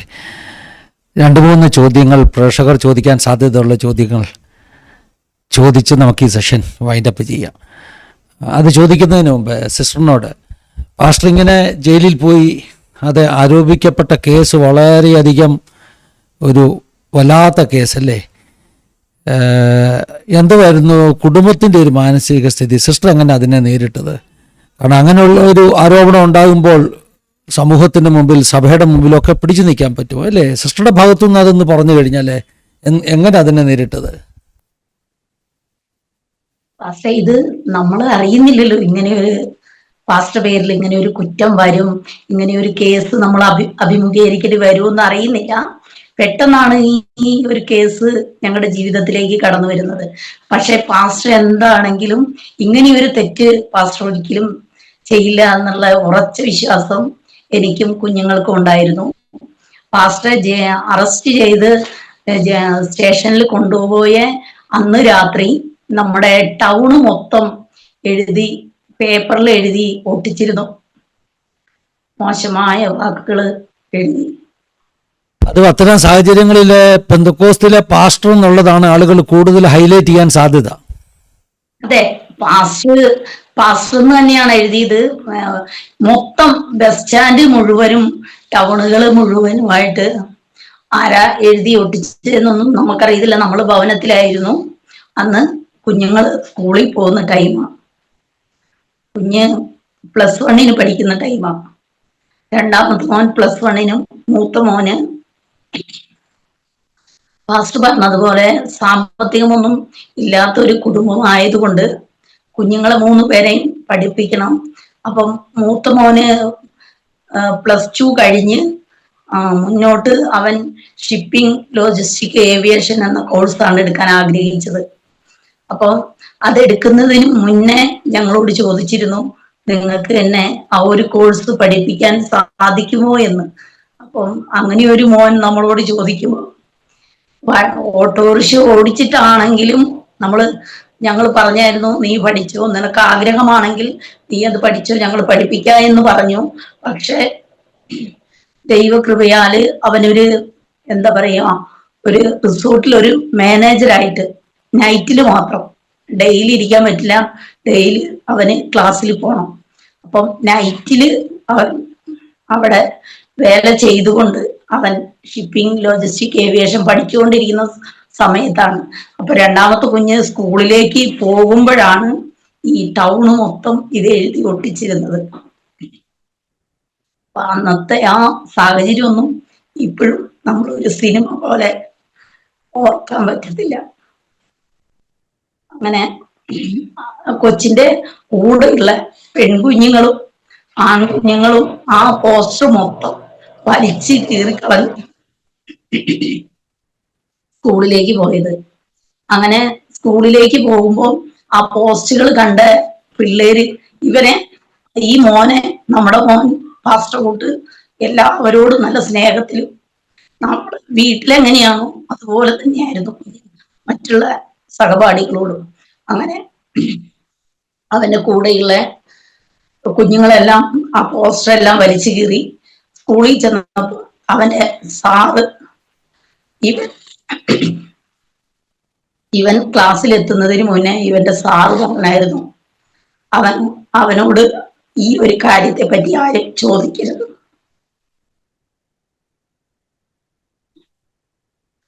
അതെന്നാന്ന് വെച്ചിട്ടുണ്ടെങ്കിൽ മാനസികമായി കുഞ്ഞ് തകർന്നു പോകും. പിന്നെ കുഞ്ഞുങ്ങൾ മുന്നോട്ടുള്ള ജീവിതം, അത് കാരണം നേരത്തെ ക്ലാസ് കൊടുത്തിരുന്നു കുഞ്ഞുങ്ങൾക്ക്, ബാക്കിയുള്ള കുഞ്ഞുങ്ങൾക്ക് അങ്ങനെ ചോദിക്കരുത്, അവൻ മാനസികമായി തകർന്നു പോകും. അങ്ങനെ 3 പേരും 3 സ്ഥലത്താണ് പഠിച്ചിരുന്നത്. തീരെ ചെറിയ മോൻ അത്ര അറിവില്ലായിരുന്നു. അത് കാരണം അവനോട് അങ്ങനെ ആരും ഒന്നും ചോദിച്ചില്ല. പക്ഷെ ഞങ്ങൾ താമസിക്കുന്ന ദേശത്തും ഞങ്ങൾ താമസിക്കുന്ന ഇടങ്ങളിലും, നമ്മൾ താമസിക്കുന്നിടത്തുനിന്ന് ഒരു 2 കിലോമീറ്റർ അപ്പുറമാണ് ഉള്ളവരാണ് നമുക്കെതിരായിട്ട് നിന്നത്. അപ്പം എങ്കിലും അവര് ആ ഒരു ദേശം മുഴുവനും ഒറ്റക്കെട്ടായി നമുക്ക് വേണ്ടി ഈ പാസ്റ്റർ പോയ സമയങ്ങളിലെല്ലാം ഈ വീട് പണിയാനും ഈ വീടിന്റെ ആവശ്യങ്ങൾക്കെല്ലാം അവര് നമ്മോട് കൂടെയിരുന്നു. ഞാൻ വീട് വേണ്ട, എനിക്കത് പണിയാൻ സാധിക്കത്തില്ല എന്ന് പറഞ്ഞപ്പോഴും വാർഡ് മെമ്പർ പറഞ്ഞു, നമ്മൾ അങ്ങനെ ഒരു സ്ഥലത്ത് നമ്മൾ തോൽക്കാൻ പാടില്ല, നമ്മൾ തോറ്റു കഴിഞ്ഞാൽ നമ്മൾ മൊത്തം പരാജയപ്പെട്ടു പോകും. ആ പറഞ്ഞ മെമ്പർ ഒരു ക്രിസ്ത്യാനിയാണ്. അപ്പൊ മെമ്പർ പറഞ്ഞ വാക്ക് ഞാൻ ഏറ്റെടുത്തു. അപ്പൊ എന്നോട് പറഞ്ഞു എവിടെയും പോട്ടെ. അപ്പൊ ഞാൻ എവിടെയും പോയിട്ടില്ല, ഞാൻ ഒരു കാര്യങ്ങൾക്കും പുറത്തു പോയിട്ടില്ല, അപ്പം ഒന്നും അറിയത്തില്ല. അപ്പം മെമ്പർ പറഞ്ഞു ഒന്നിനും പുറത്തു പോകണ്ട, അക്കൗണ്ടിലേക്ക് ആ പഞ്ചായത്തിന്റെ പൈസ കയറുമ്പോൾ വീട് പണി സ്റ്റാർട്ട് ചെയ്താൽ മതി. അങ്ങനെ ഞങ്ങളുടെ ദൈവദാസന്മാരും എല്ലാ ദൈവമക്കളും ഒറ്റക്കെട്ടായി നിന്നിട്ട് ഇതിനു വേണ്ടി പ്രവർത്തിച്ചു. അങ്ങനെ ആ സമയങ്ങള്, അങ്ങനെ ജയിലിൽ 73 ദിവസം കിടക്കുമ്പോഴും ഞങ്ങളിവിടെ വീട് പണി നടന്നുകൊണ്ടിരുന്നു. എല്ലാ ദൈവദാസന്മാരും ദൈവമക്കളും വരികയും പോവുകയും പ്രാർത്ഥിക്കുകയും അനേകര് നമ്മൾക്ക് വേണ്ടി പ്രാർത്ഥിക്കുകയും ചെയ്തിരുന്നു. അതെ സിസ്റ്ററെ, എന്താണെങ്കിലും അത് കേട്ടത് പറഞ്ഞാട്ട് പാസ്റ്ററെ. പക്ഷേ ഒരു കാര്യം കൂടെ എനിക്ക് പറയാണ്ട് പോകാൻ പറ്റത്തില്ല. കാരണം ഞാൻ ഞങ്ങളുടെ സഭ എന്ന് പറയുന്നത് ഒരു കൊച്ചു സഭയാണ്. എല്ലാം നിർത്തണ്ടായ ദൈവമക്കളാണ്. എല്ലാം കൂലിപ്പണിയെടുക്കുന്നത്. ഈ വയനാട്ടിനെ കുറിച്ച് എല്ലാവർക്കും അറിയാലോ. എല്ലാം കൂലിപ്പണിയെടുക്കുന്ന സാമ്പത്തികമൊന്നുമില്ലാത്ത പാവങ്ങളാണ്. പക്ഷെ എന്റെ ദൈവ മക്കളുടെ പ്രാർത്ഥന എനിക്ക് വളരെ നന്നായി പ്രാർത്ഥിക്കുന്നവരാണ്. നന്നായി ശക്തമായിട്ട് പ്രാർത്ഥിക്കുന്നു. ഞാനിപ്പോഴും ആ സഭയിൽ തന്നെയാണ്. എന്നാൽ ഇങ്ങനെ ഒരു പ്രയാസമോ കേസോ ഒക്കെ ഉണ്ടായിട്ടും ഈ പാസ്റ്റർ ഞങ്ങൾക്ക് വേണ്ടുന്നവരാരും പറഞ്ഞില്ല. ഇപ്പോഴും അവരെന്റെ കൂടെ ഒറ്റക്കെട്ടായിട്ട് നിൽക്കുന്ന ഒരു ദൈവസഭയാണ്, ദൈവമക്കളാണ്. അവരെല്ലാം എന്നെ കാണാൻ ജയിലിൽ കടന്നു വന്നപ്പോൾ അവിടുന്ന് പോലീസുകാരൊക്കെ ചോദിച്ചു, നിങ്ങൾ ഇദ്ദേഹത്തെ കാണാൻ എന്തിനാ വന്നത്? എന്നെ പഠിക്കുന്ന അധ്യാപകന്മാരോട് ചോദിച്ചിട്ടുണ്ട് എന്തിനാ കാണാൻ വന്നത്. പക്ഷെ ഒരു അധ്യാപകൻ അവരോട് നന്നായി ശകാരിച്ചതൊക്കെ എനിക്ക് ഓർമ്മയുണ്ട്. അത് ഒത്തിരി ഞാൻ കട്ട് ചെയ്തിട്ടാ പറഞ്ഞു, കാരണം ഒരു ചാനലാണ്, നമുക്കെല്ലാം തുറന്നു പറയാൻ പറ്റത്തില്ല. അപ്പൊ അതുകൊണ്ട് എന്റെ ദൈവമക്കൾ അവിടെ കടന്നു വന്നപ്പോൾ വാവിട്ട് കരഞ്ഞു. അതിലൊരു മാതാവ് ഞാൻ ഇപ്പോഴും ഓർക്കുന്നുണ്ട്. മാതാവ് മരണപ്പെട്ടു പോയി. അപ്പോൾ എന്റെ സഭ അത്രയ്ക്ക് ശക്തമായി എന്റെ കൂടെ നിൽക്കുന്ന ഒരു സഭയാണ് അപ്പോഴും ഇപ്പോഴും. അപ്പൊ ആ ദൈവമക്കളെ ഓർത്തും നിങ്ങൾ പ്രാർത്ഥിക്കണം. അപ്പോ അവരെ ഓർത്തും പ്രാർത്ഥിക്കണം എന്ന് ഞാൻ പ്രത്യേകം ഒന്നുകൂടെ ഓർമ്മിപ്പിക്കുകയാണ്. അവരെ ഞാൻ പറയാതെ പോകുന്നത് ശരിയില്ല, കാരണം അവരാണ് എന്റെ ജീവന്റെ ആധാരം. എനിക്ക് ജീവന്റെ ആധാരം കർത്താവാണെങ്കിലും അത് കഴിഞ്ഞാൽ എന്നെ സഹായിച്ചും സപ്പോർട്ട് ചെയ്തൊക്കെ അവർ തന്നെയാണ്. അവരെ ഓർത്തും കൂടെ പ്രാർത്ഥിക്കണമെന്ന് ദൈവനാമത്തിൽ ഓർമ്മിപ്പിക്കും. അതെ പാസ്റ്ററെ, ഈ നിങ്ങൾ രണ്ടുപേരും പറഞ്ഞ ഈ കാര്യങ്ങളിലൊക്കെ ഞാൻ ചോദിക്കാനിരുന്ന ചോദ്യത്തിൻ്റെ പകുതി ഉണ്ട്. അതായത് എൻ്റെ ഒരു ചോദ്യമായിരുന്നു, നിങ്ങളുടെ ചർച്ച് നിങ്ങളെ എങ്ങനെ സപ്പോർട്ട് ചെയ്തു? അത് പാസ്റ്റർ പറഞ്ഞു. ഇവിടെ നമ്മൾ കേൾക്കണം, പലപ്പോഴും ഇങ്ങനെയുള്ള സാഹചര്യങ്ങളിലൊക്കെ പല കൂട്ടുവിശ്വാസികൾ പോലും ചിന്തിക്കും, എന്തെങ്കിലും അല്പമെങ്കിലും ഇല്ലാതെ ഇങ്ങനെയൊക്കെ വരുമോ, ഇങ്ങനെ കേസ് വരുമോ, എല്ലാവരും കൈവിടാനാണ് സാധ്യത. പക്ഷേ അവിടെയുള്ള ദൈവമക്കൾ പാവം പിടിച്ച ദൈവമക്കളാണ്. ദേവദാസൻ തന്നെ പറഞ്ഞു, കൂലിപ്പണിയൊക്കെ ചെയ്യുന്നവർ, പക്ഷേ അവരുടെ മനസ്സിൽ ഒരു ബോധ്യമുണ്ട്, സത്യസന്ധതയുണ്ട്. അങ്ങനെയുള്ള സഭകളെ നമുക്ക് അനുമോദിച്ചേ പറ്റത്തുള്ളൂ. കാരണം സത്യം എന്താണെന്ന് മനസ്സിലാക്കി അതിനുവേണ്ടി കൂടെ നിന്നു. എൻ്റെ ഹൃദയത്തെ വളരെ സ്പർശിച്ച വാക്കുകൾ, പ്രത്യേകിച്ചും രണ്ടാമത്തെ മോൻ്റെ കൂടെ പഠിക്കുന്ന കുഞ്ഞുങ്ങൾ, അവർ സ്കൂളിൻ്റെ വഴിയിലൊക്കെ ഒട്ടിച്ചിരുന്ന പോസ്റ്ററെല്ലാം അവർ കീറിക്കളഞ്ഞു.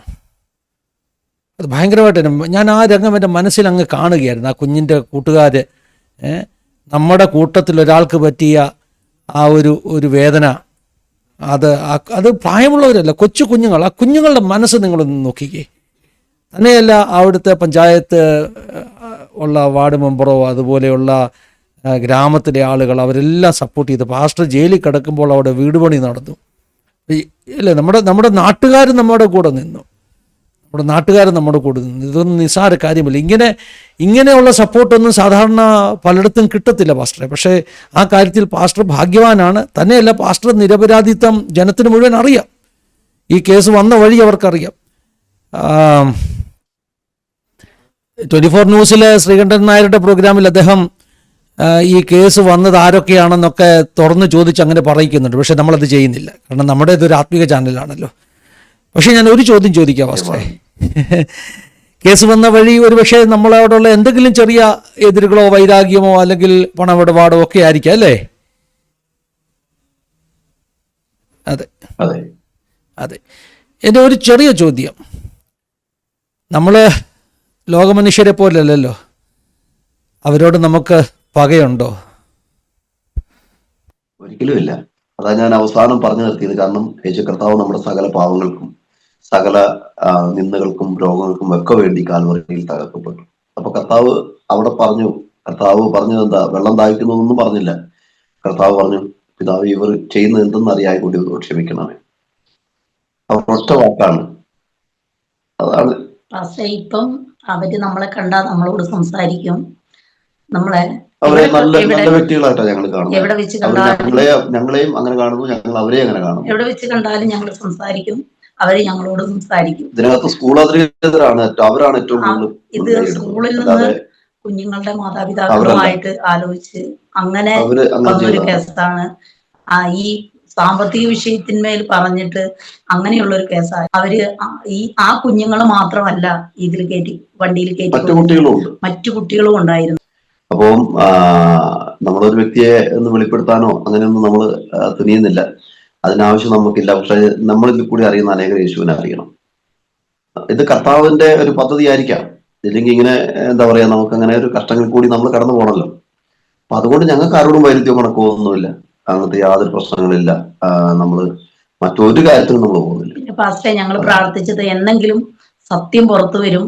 ഈ കേസ് ജനങ്ങളൊന്നും അറിയട്ടോ. 5 കേസും ജനങ്ങള് കർത്താവ്, നമ്മള് ദൈവത്തോട് പ്രാർത്ഥിച്ചു, ദൈവം നമ്മളെ ആ കേസിൽ നിന്നല്ല 5 കേസിൽ നിന്നും കോടതി വെറുതെ വിട്ടു. തെറ്റ് ചെയ്തിട്ടില്ല എന്ന് കോടതി മുമ്പാകെ തെളിഞ്ഞു. അത് മാത്രമായിരുന്നു ഞങ്ങളുടെ ഒരു ആഗ്രഹം. നമുക്ക് വേണ്ടി സാക്ഷ്യം പറയാനൊക്കെ ആളുകൾ വന്നു, നമുക്ക് അനുകൂലമായി സാക്ഷ്യം പറയാൻ. എങ്ങനെയാണ് ആ തെളിവ് ഫൈനലായത്? തെളിവ് എന്ന് പറഞ്ഞാൽ അത് കോടതിക്ക് തന്നെ മനസ്സിലാവുമല്ലോ. അല്ല, കോടതി കുഞ്ഞുങ്ങളെയും ടീച്ചേഴ്സിനെയും എല്ലാം വിളിച്ച് ചോദ്യം ചെയ്തിരുന്നു. അങ്ങനെ ഉള്ളതിലാണ് അത്.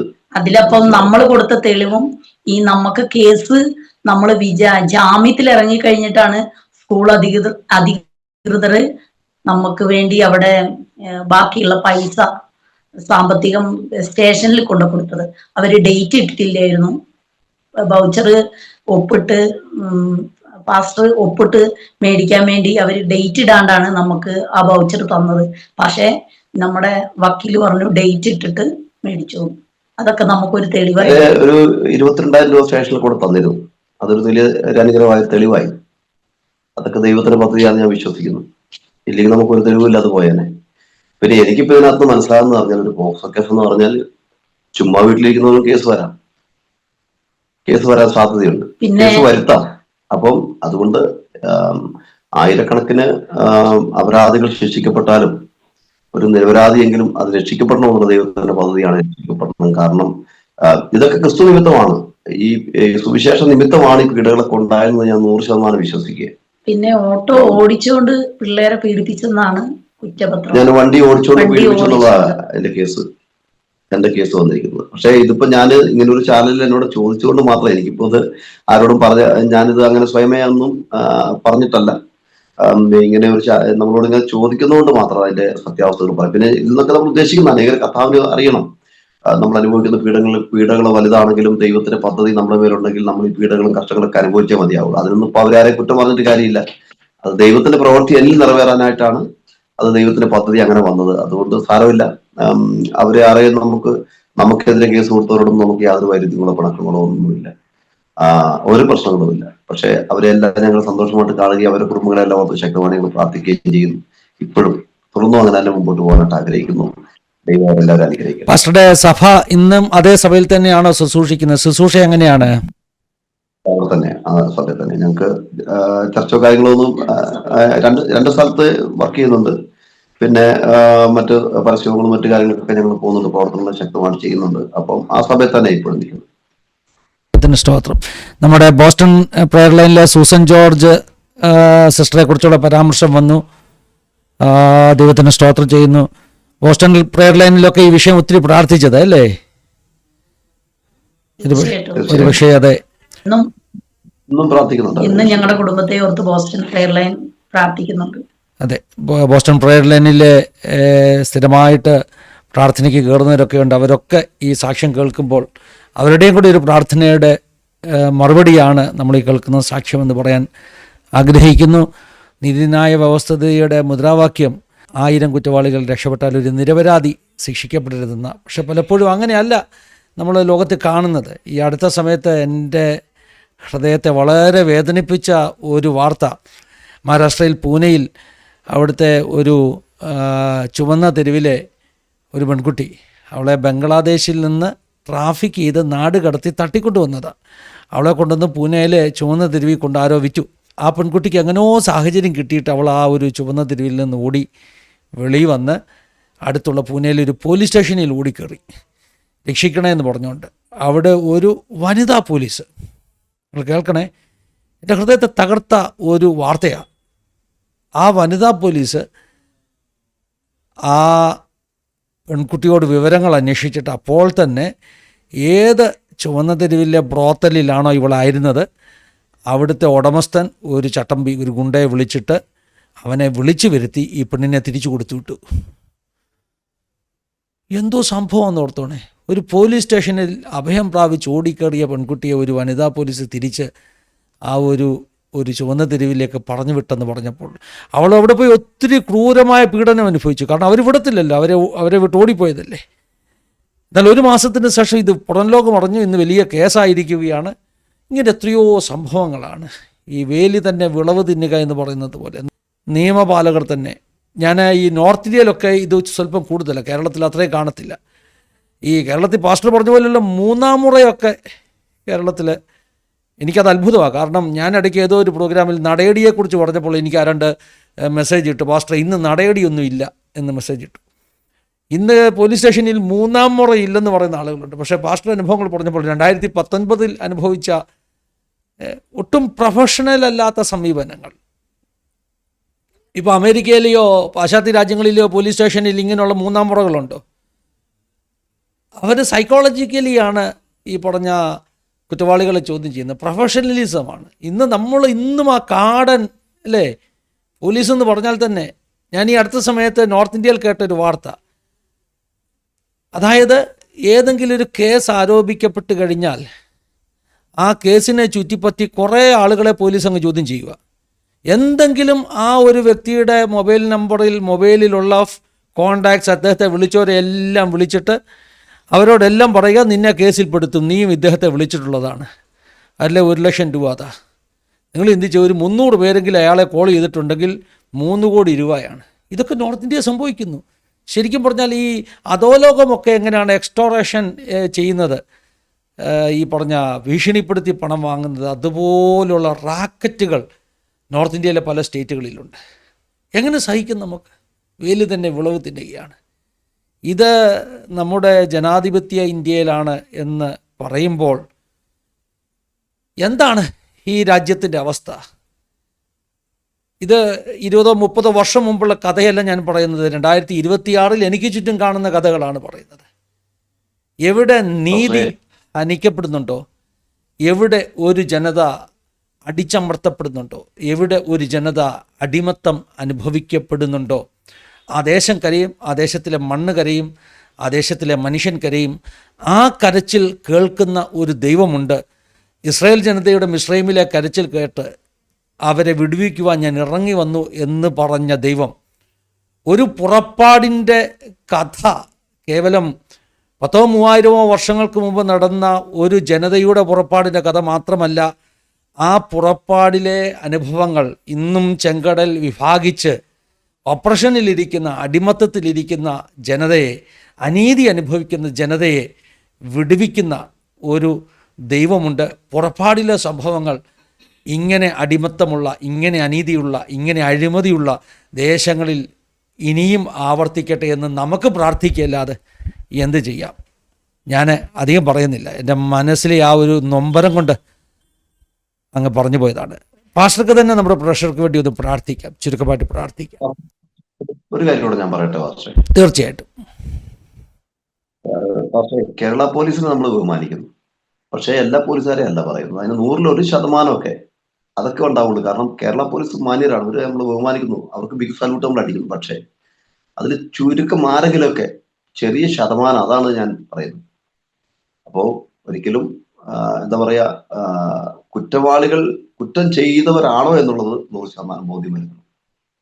അല്ലാതെ ഒരിക്കലും ഒരു കുറ്റവാളിയെ അന്വേഷിച്ചാൽ ഉചിതമായ തീരുമാനമെടുത്തതിന് മാത്രമേ ഒരു കുറ്റവാളിയെ അറസ്റ്റ് ചെയ്ത് കൊണ്ടുപോകാൻ പാടുള്ളൂ. അതാണ് നിയമത്തിന് മുമ്പാകെ എനിക്ക് പറയാനുള്ള ഒരു കാര്യം.